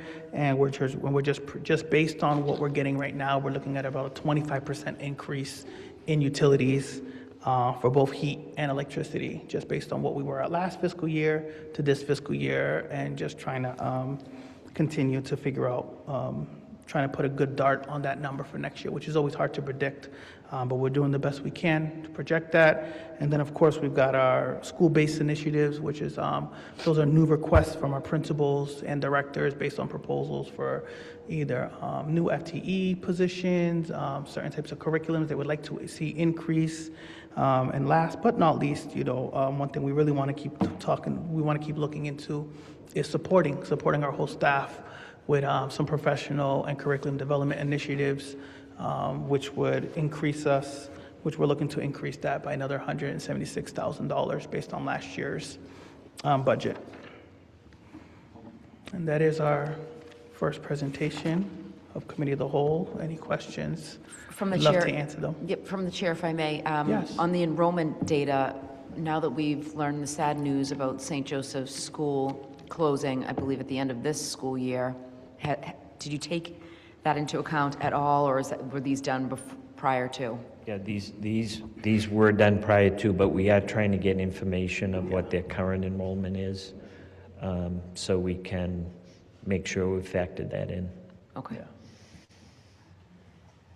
Yep, Dr. Lucy? We are going to get more specifics to the grade levels, but I do know just from Gabby DaCosta in our registration office that she has received some registrations coming in from St. Joseph's. We're not seeing it in the kindergarten numbers necessarily, but we are seeing it sprinkled throughout the grade level spans. We can get that data for you, drilled down at each grade level. Thank you. And one more question with regards to the Medford Family Network. I believe school side administration has met with them with the issues they're going to face next year financially due to a reduction in their grant, I think, that they've had for 10 years. So I know we're going to probably be working collaboratively on that, but any insight you can give us, the city side or the committee now, because I don't know if the whole committee is aware that they have run out of that main grant that they do operate out of, I believe, potentially 3 positions. What conversations you've had so far? Yeah, do you want to talk on that, Superintendent, or? I can follow up after you. Oh, sure. Yeah, so we have met. I meet monthly with Irina just to go over her grant total as a whole and to go over her budget and salaries. Last week she met with myself, the superintendent, Marie Cassidy, Megan Fiddler, Carrie, and Jerry. We all kind of just brainstormed, kind of looking at what it looks like as a whole. So she did provide for us some preliminary numbers based on people's salaries, what they've done so far for the community, what programs they want to continue to run for the communities. And we're just looking at that number, and the goal is to kind of take what she's going to submit for what grants are still open, minus what it costs as a total, and then we'll have a cleaner number. We're hoping by the end of April to kind of, as you said, collaborate with the city and figure out how we can close in that gap so that this program can continue to support all the Medford residents. Okay, thank you. And then my last question before I go to the committee and Alachi is, you mentioned increases to, I think you said gas and electric. We also have, I think, a 13 to 14% increase in health insurance, which obviously is on the city side. Did you factor in a potential hike in cleaning costs due to an ordinance that the city council might be passing? And Yes, we factored in about $200,000 based on the current contract to what we're projecting at the moment. Yes. Okay, thank you. Members of the committee, do you have any questions before I go to Alachi? Member Graham? Can you, I found it very helpful that you added the chart about net school spending that sits in the city budget. I think that's like really opaque to a lot of people, so I appreciate that. Can you add a column that assigns like a number of staff who are participating in some way? So I'm just trying to quantify like how many staff for which is the city contributing to retirement? So because we have the most people, I think it would follow that we have the most retirement folks, but I don't think that's actually true. So I would like to understand like how many are we in this category as a percentage of the city's sort of overall population? And same thing for health insurance, like how many active folks do we have on health insurance versus how many retirees do we have on health insurance? Again, as a percentage of like who all is in the pool, so that we can understand like that impact. Okay. Yeah, and typically what happens is for the retirement side, most of our staff are members of the teachers' retirement system, so they're excluded. So the rest of them go to Medford Retirement, but that's also where the city DPW is, the city firefighter. So on the retirement side, we tend to be smaller than we are on the health insurance I think that's side. what I'm trying to help people understand. Yeah, and we do have a number of people that the city offers an opt-out incentive to not take health insurance, so we could add that into. Great, that would be very helpful. The other thing that I wanted to call some attention to that is starting to bubble up from the MSBA project is about the pool. So like we run in the red, and I want to like just put a fine point on that. Like the pool is not a profit center for MPS, is that fair? And when the pool runs in the red, how do we cover the cost? Well, I think the main goal is we try to catch up with rate increases. This year, I met with Rachel Perry, and we took a look back 3 years on pool revenues and expenses. With the pool, we have a structural deficit. We don't collect enough money for the staff we're deploying to meet the hours of operation. Right. In addition, pool chemicals have increased tremendously. We could also look, I think the goal was to try to make enough money within the pool to cover the high school's use of the pool, but that's not happening. So we could begin to budget some money in the high school budget for pool use. So we think it's not, we're kind of a fiscal agent for community benefit. And if the pool was a separate entity like the rink is, we would probably have to pay some rent or some charges. So that that might be a way to try to balance the budget. But I think what I talked to Rachel about was we have to look at increasing the rates, but we should really look at the hours of operation. And you know, initially it seemed like it's well used early in the morning, but maybe less so, you know, at 7:30 at night. So that might be an opportunity to shave some labor costs in combination with a rate increase. Thank you. I don't use the pool myself, but I am completely in favor of that being a community resource that we manage like as a fiscal agent. I just am not in favor of extracting money from the budget for educating kids to cover a community resource. So I want to make sure like that is not upside down. And I think there's a lot of people who believe the pool is very profitable, and I just saying it out loud because it's not true. So there's a million myths around the pool in particular, including how it was paid for and what shape it's in, and like that misinformation is gonna pop up a lot. So I just want to be able to be ready for people to understand what the actual financials are there, so that if asked, we can provide an accounting of that.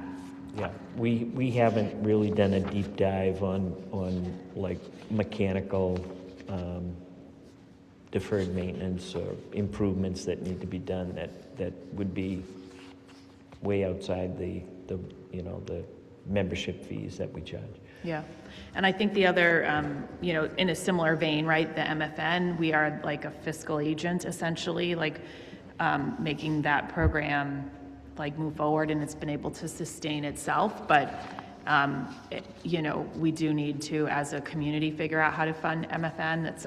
I don't see that solely as a district problem. I see that as a city problem, because most of the kids served by the MFN are not even yet school-age students, and it's a wonderful resource, and I want to see it continue. But I want a bigger tent for folks to come with their creative ideas and purses, so we can fund that. Yeah. Thank you. I think Member Masterboni, Member Parks, and then I just heard Member Rousseau. That's what I saw, hands. That's what I saw. Sure, thank you. I'll start with one. Obviously, the biggest red flag is using one-time revenues to support the operating budget. You sort of sandwich the real issue that we see with school funding, and we're not alone in Medford. This is happening across the Commonwealth, but using $750,000 in the stabilization funds, I think the drawdown plan is great. That's the way to go, right? We want to get there. But then, you know, I think I'm using my calculator here, so I might have gotten this wrong, but I see $8.5 million of increased costs on one side. And I think what we heard from the administration was somewhere between a 2.5% and a 3% increase. So I think that's something that I'm looking forward to seeing how we're going to figure that out. That's I think the overall biggest red flag for me. I wanted to dig in Member on. Masterboni, if I could, sorry to interrupt you. Sure. It's not any stabilization, this is the stabilization account from the money from the override. Just making sure you knew that, which I believe you do, but it's not like a stabilization account from the general fund. Sure, I understand. This is still one-time revenue. Yep. that came in, right? Yeah, I understand.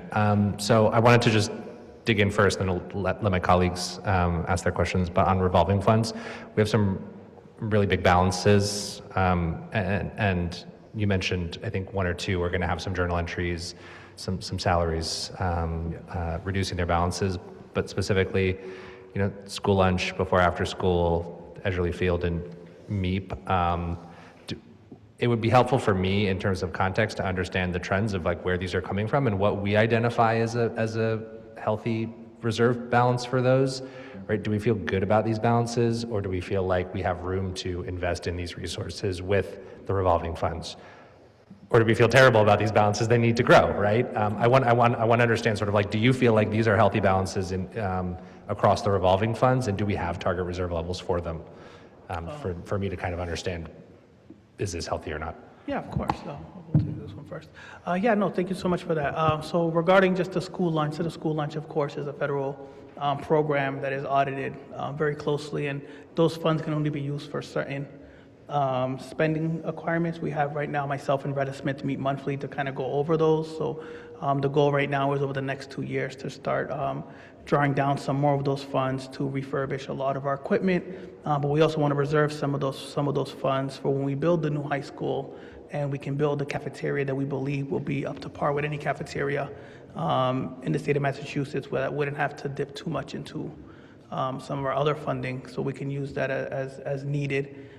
So that is just regarding and that big number when people see 1.5 million in school lunch. That is a really nice number, but we also have to understand that there are certain provisions that are put towards that number that we can't spend as we deem fit. We have to spend it as the federal government deems fit. That only involves our school lunch programs, our cafeterias, staff involving our cafeterias. For the before and after school program, I do believe that number at one point was close to 2 million. So we have started looking that number down, where we've invested in the after school program, bringing in a consultant.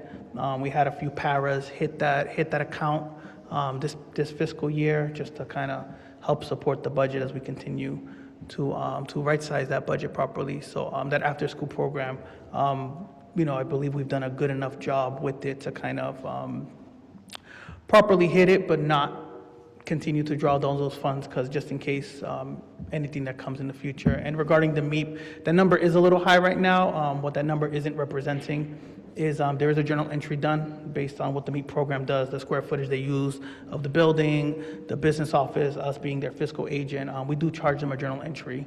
That number isn't currently showing based on our electricity bill and everything of that nature. So yeah, so we do use those funds properly to those revolving funds properly to support our budget as a whole. So I do like those numbers where they are right now. The school lunch one definitely is something we're looking to spend down, but we want to spend it on our equipment and renovating a few of the cafeterias. Yeah, could I just add on to that? So you buried the lead. Oh, sorry.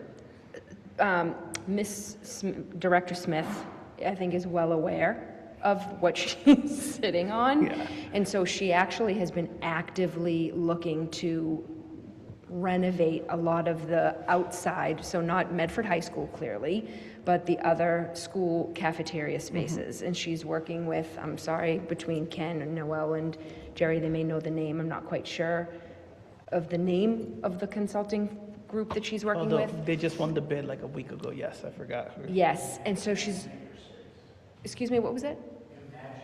Imaginate your space. Yes. And so I really wanted her to come here and do a presentation. Hopefully too many people are not listening from the Mississauga, because that's where she's starting. And they'll be like... It's surprised, you know. Yes. Well, I know, but I am just saying, so she's going to start at the Mississauga and then move from school to school. I think it's like the work to do this crew comes in, and they renovate the entire space. They make it very student-centered, very, they kind of weave in the identity of the school while also adding some like educational and historical components. So where it's, and I don't want to give too much away at the Mississauga, but their motto is the Mississauga Monarch, and Yes. So there is a plan to spend that down and also beautify and make a little bit more student-centered our cafeteria spaces. I would say that I think it's very important on all of these slides, there is a date. This before and after school program, Noel mentioned it, but I just really need to crystallize. There are 8 paras being paid out of this account that Mr. McHugh spoke about moving into off this revolving account, because they should not be there for the fiscal year 27 budget. So this is not wholly representative of what is in that line right now. Yes, we want to preserve a little bit, but our goal and all the work we've been doing with BASIC, the consultant that's here, is to be spending this money on enhancing capacity for our community, as well as enrichment opportunities for our students. The goal of the after-school program is not to make money. It's to have maybe a little reserve, but I just wanted to be very clear that that is not what's representative right now. And I do believe that Ms. Bowen, not that it's for today, but she already has a plan for fiscal year 27 to be increasing some capacities in MEP by extending some additional seats as well as some full-time enrollment and full-time programs, like expanding our capacity right now for our MEP programs. Thanks, Superintendent. I understand these are fund balances as of the end of fiscal 25. 7, 8, 9 months have passed since then. I think what's helpful for me, and I think is helpful for the community, is folks see big numbers in here and they say, why aren't we doing anything with this? That's not the case, of course, from what I'm hearing from everyone. That's not there's plans to spend these down, but being able to say, a healthy amount for the culinary program is, 6 months of expenditures, and we maintain that amount as a sort of baseline. Like, trying to understand that would be helpful for me, because what we're looking at here is point in time. So that's kind of where I'm coming from, and I look forward to learning more about this. Member Parks, then Member Rousseau. I have one question. It might just be clarification. The facilities and operations requirements line item for 600,000. I think, is that different from what Mr. Lord came and presented 2 meetings ago, I think it was? Because I think he presented for fiscal year 27 was about $2 million worth of work. Yeah. And they're is that not getting related, done? and at the next committee of the whole, we're going to do a deep dive into each of these categories. But part of what Mr. Lord reported on was capital that are going to go into the capital improvement program, but some of it is, over half of that 600,000 is our maintenance contracts for day-to-day maintenance is still underfunded. So that would represent, what we believe is full funding for those contracts. Member Rousseau. Thank you. The paras that are being covered by the revolving account are not being included in our net school spending, correct? Correct. Yeah. Okay, I just want to make that clear. And that number is down. Oh, it's way down, yes. It was over 20 were allocated, but so it's coming down, and we're going to have a proposal to get them all off in FY27, but great. We can Thank take a you. look at that. This has just been a long 8 or 9 year process that has had a couple of regressions, but not the last few years, thankfully, where our budget did not in any way, shape, or form reflect what we spent on education. I mean, it was probably a better ballpark than saying my paycheck at my day job covered education, but it was truly very, very far from what we really spent. And, there was a time, 20 was, I think almost all of the paras at one point were covered in revolving accounts. Like we had full-time special ed teachers, like regular MTA teachers, who were not actually paid for out of the budget. They were paid for out of revolving accounts. And that's just insane because it makes comparison year over year utterly impossible for the school committee or the public to ever know what's going on. So, when we go up 4%, it's 4% over the last budget. But if we moved a whole pile of people back into the correct place, in order to get to 4%, we really would need far more than 4%. So I'm glad we're getting close. I would like someday, before I sail off from school committee, to have a budget that reflects actual spending of the public schools. I also just wanted to kind of be a little more blunt about the pool deficits. We are spending money on the pool that we are claiming to the state is being spent to educate kids. Correct? It's in our budget. We find the money from the budget. Everything's accounted for in the revolving fund. So we do report revolving fund expenditures, but it's right now, it's not part of the base budget. Okay. We did, when the deficit was much larger, when I was director, I had facilities which also didn't have the money, but I had them buy chemicals because I didn't want to drive up the pool deficit anymore. And I felt that that was comparable to the high school's use of the pool, so it somewhat offset it, but we're kind of getting back to getting, getting all the expenses accounted for within that pool revolving account. Great, thank you. And I mean, I think we have to budget, the budget has to get balanced somehow before the end of the year. So, I don't think anybody here likes the idea that we took some money from one revolving account and spent it on something other than the revolving account it was expected to be spent on. But my understanding, and I know there's many different kinds of revolving accounts. There are some that the state explicitly in law outlines what they can be used for. And those ones I would hope if there's $1 in there and the law says it can only be spent a certain way, that we're only spending it that way. So like the food service money, we're not using that to buy pool supplies because we'd get audited and that'd be bad. But there are other revolving accounts where we're kind of a little more free to do what we want, which is how we've gotten by. But I think as a community, if we want a pool, we get the money from somewhere other than before and after school.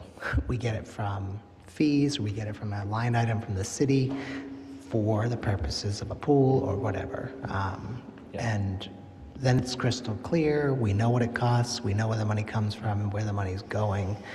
This, revolving account approach to things is the most non-transparent thing on earth. And it isn't that you all don't know what's going on, but there's no budget book to go look at, there's no end of year report that will show you this stuff. So I'm just very obsessed with us getting done with saying one thing and then just moving the dollars around in the back room, which I don't mean in the negative, like it's nobody's doing anything wrong, it's just not honest. So. If we do everything we can to get all our revolving accounts out of deficit by the end of the year, and be in compliance with what those revolving funds are. But from an accounting perspective, all the revolving accounts are in one fund. So if we have a small deficit in the pool, we have surpluses in all our other accounts. So it's looked at kind of on a bottom line basis. We're still positive. Okay. Thank you. Yep. Alachi. Yes, Alachi was next. I'm going to keep this one very quick. I just want to agree with with Rousseau, just that we want to be as transparent as possible. I think that sometimes I've been, here, I've watched these meetings last year and also been here this year, and I have seen a lot of what you guys talked about, right? Like we are, even if it's not malicious, charging it to the chemicals to buildings is, maybe not as obvious just from an interested citizen's perspective. Even if it does accurately reflect how much we want to, how much of the funds from which place we want to delegate to the pool. The one thing that I noticed when I was looking over this material earlier and then also now was just that a lot of the numbers in the slideshow are in parentheses. And they just wasn't explained what that meant. Could you elaborate? That's some of them were in red. accounting, that signifies something that's in a negative balance. Okay, there was just one that I thought was interesting because most of them were red, but one of them was not. And that was, I thought, in the net school spending. There's the less charter reimbursement? It's just in black type instead of in Is red it just type. it doesn't matter, it's fine. The 720,000. Oh, the 720, yeah. It should be in red, right? Okay, but it's not something else, it's just the same thing. Great, thank you so much. Member Masterboni. Sorry, I just have a couple quick questions, hopefully, if I can pull my notes up. What's our risk assessment right now for federal and state grants? My understanding is that the continuing resolution from last year kind of bailed us out for this year. We felt pretty confident across the Commonwealth. Has that changed for fiscal?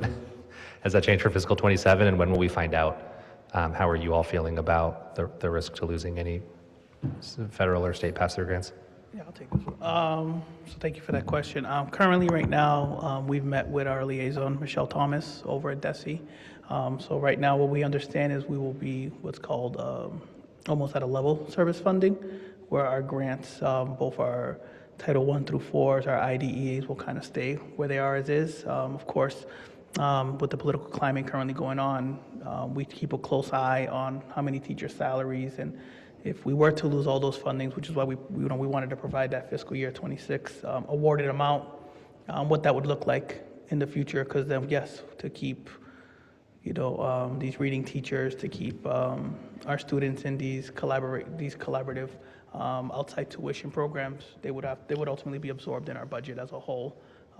So at the current moment, we're grateful that at least it's staying level funded, but as we all know, tuitions are not staying level funded, salaries are not staying level funded. So Susan Callahan, myself, the superintendent, we go over as we're gonna ultimately be submitting our fiscal year 27 and kind of get an idea of what that's gonna look like overall. Yeah, I want to add one thing to that, though. So the guidance, I'm sure you have the same guidance. I mean, the guidance we've received is that, yes, right now, we are to assume they are level funded. Big, giant asterisk on Title I, because the federal definition of the poverty level has shifted. So that federally, they've changed the parameters of the poverty level. And so what that does is 10% more people are not going to qualify for poverty. So what they are expecting for us for Title I is that, sure, we're level funded, but expect 10% less in allocation because the poverty level definition has changed. So we will wait to see what the allocation is, but that's been the latest guidance that we've received from the Department of Education. That's really helpful. Thank you. And yeah, as you get more information, sharing with us is obviously appreciated. 2 more questions, and then I'll take a hike. Knowing that we have a structural deficit, a pretty significant one, and it looks worse going forward, are we doing anything to prepay fiscal 27 items with fiscal 26 money this year to give us a little head start? I know that's something we do, like transportation or special ed tuition or things like that. Or do we not have capacity to do that because we're running on target right now? I would say it's a little too early. We have done a few projections over the last few weeks just based on how many paychecks we have left, items we've purchased, current blanket POs. It's a little too early for that right now, but we always look into that. It's one of the first things we look at, what can we prepay, which, as we know, all you're doing is you're kind of kicking the can down the road, just in case anyone's trying to understand, when you do something like that, it is great for your budget on the short term, but in the long term, we still want to, as Mr. Russo was saying earlier, we want to look at really our budget being properly funded. Yeah, I think, but one of the strategies we use along those lines is we try to do that same thing with our revolving funds. So culinary arts had a big budget balance, MEP had a big balance. So we do target employees to be paid through those funds, but at the end of the year, if we don't have to move, if we have a little flexibility in the general fund, that we don't have to charge everything we planned on, or MEP, or culinary, or some of those others, then we are able to retain the money in the revolving fund to be used in the future fiscal year. So it's a similar idea to what you're talking about. Awesome. I'm happy to support any prepayment just to get over the short-term hump. My last question, so I think for 26, our circuit breaker was $3.1 million. Could you share for me and the public, like, what's our policy for using those funds? Do we use them as recurring income and spend it on an annual basis, or is it on a year lag, and do we have any plans for that to sort of help mitigate the structural deficit? Yeah, as we started last year, we use it on a year lag basis. It's best to kind of support the budget and let us properly use our circuit breaker funding. So myself and Joan Bowen, we sit down and we go, and Jerry and her admin assistant Nicole, we look over what our tuition costs are going to be next year, and we kind of map it out in advance, and we look at what's going to hit the general ledger, what's going to hit our circuit breaker, what's going to hit our IDEA grant, and that way we know we always have money in the reserve in case we have a move-in in March, or we have a move-in in October. We have to pick up the tuition right away, and we know we weren't going to have an extra.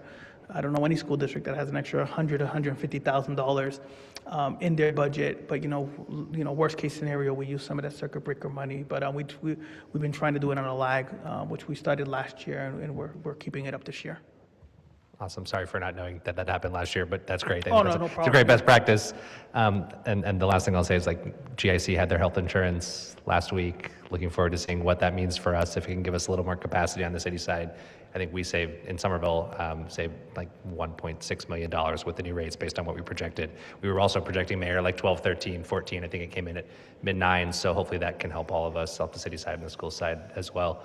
We look at the expenditures next meeting. Love to see sort of how that changed. Thank you. I appreciate your questions, and we'll probably dig in more offline. Thank you. Of course. Thank you. Thank you for the presentation. Very I just helpful. want to mention one thing, just kind of as a heads up. I've worked with my colleague, Dr. Talbot, to develop a presentation or some feedback from directors and principals about what they're doing in their program, what their accomplishments have been, their vision for implementing their program, what they're looking to use their FY27 budget on. It's a chance to hear, like, in the director's voice, what they're trying to accomplish. So, we'll send it out ahead of the next committee of the whole meeting, so you can kind of have that as part of the context for what we're going to describe. But you certainly we would welcome, feedback to improve this process if you think it's worthwhile for your decision that you have to make. Thank you. Thank you very much. Next up, we have under new business offered by Member Reinfeld, whereas historically low temperatures have recently laid bare the electrical and heating systems in our school buildings, and whereas 7 of the 8 school buildings have in progress and planned updates for these systems, and whereas in 2024 the district developed protocols for extreme heat conditions, now therefore be it resolved the district shall create a similar mitigation plan for extreme cold temperatures, and be it resolved that the plan will include protocols for relocation of educational activities in buildings where certain rooms disproportionately compromise the public safety, physical safety of students and staff in specific locations. Is there a motion on the floor? I'll turn it over to Member Reinfeld. Yeah, I don't have a lot to say about this other than thank you to Mr. Lord and everyone who worked really hard to deal with these historically low temperatures. Now that the urgency has passed, I would love to see what was done, documented, and turned into a protocol so there isn't scrambling in the future. Happy to answer questions, but A motion for approval by Member Reinfeld, seconded by Member Olapade. All those in favor? Aye. All those opposed? Motion passes. Thank you, Member Reinfeld, for bringing that forward. And 2026-09, also offered by Member Reinfeld, whereas members of the MPS community have provided input into the strategic planning process via survey and focus groups, and whereas the Medford School Committee has identified a permanent superintendent for the district, and whereas the Medford Comprehensive High School Building Committee has submitted its educational plan to the Massachusetts School Building Authority, and whereas the district is convening a dedicated task force to address overcrowding at the elementary levels and examine the viability of a 5, 6, and 7, 8 model for MPS middle schools, now therefore be it resolved that the Strategic Planning Subcommittee shall meet to establish the process deliverables, and timeline for the development and review of the community-informed strategic plan. Member Reinfeld. Yes, again, I hope this is fairly self-explanatory, but this is just to acknowledge that the foundational documents and data are in place for the strategic planning process that we approved in October, and that there are other synergistic processes going on at the same time. And I want to officially press the go button on mapping out what the strategic planning process is going to look like, and I think a subcommittee meeting is the right place to do that. Motion to approve? Motion to approve by Member Graham, seconded by Member Masterboni. All those in favor? Aye. All those opposed? Motion passes. Our next meeting is April 6th. It's a Budget Committee of the Whole number 2 here in the Alden Memorial Chambers, Medford City Hall, in addition to Zoom. Member Olapade. Oh, yes, Member Alachi. Member Alachi. Member Yeager? Yeah, no. I just wanted to just give a quick closing statement, is that just for next time, the student representatives are going to be presenting on the April meeting about, we just gave out a survey actually a couple weeks ago about just lunches and buses and sort of gathering student opinion on those fronts and what students thought was problematic and what were the main issues. So we'll be presenting that next meeting.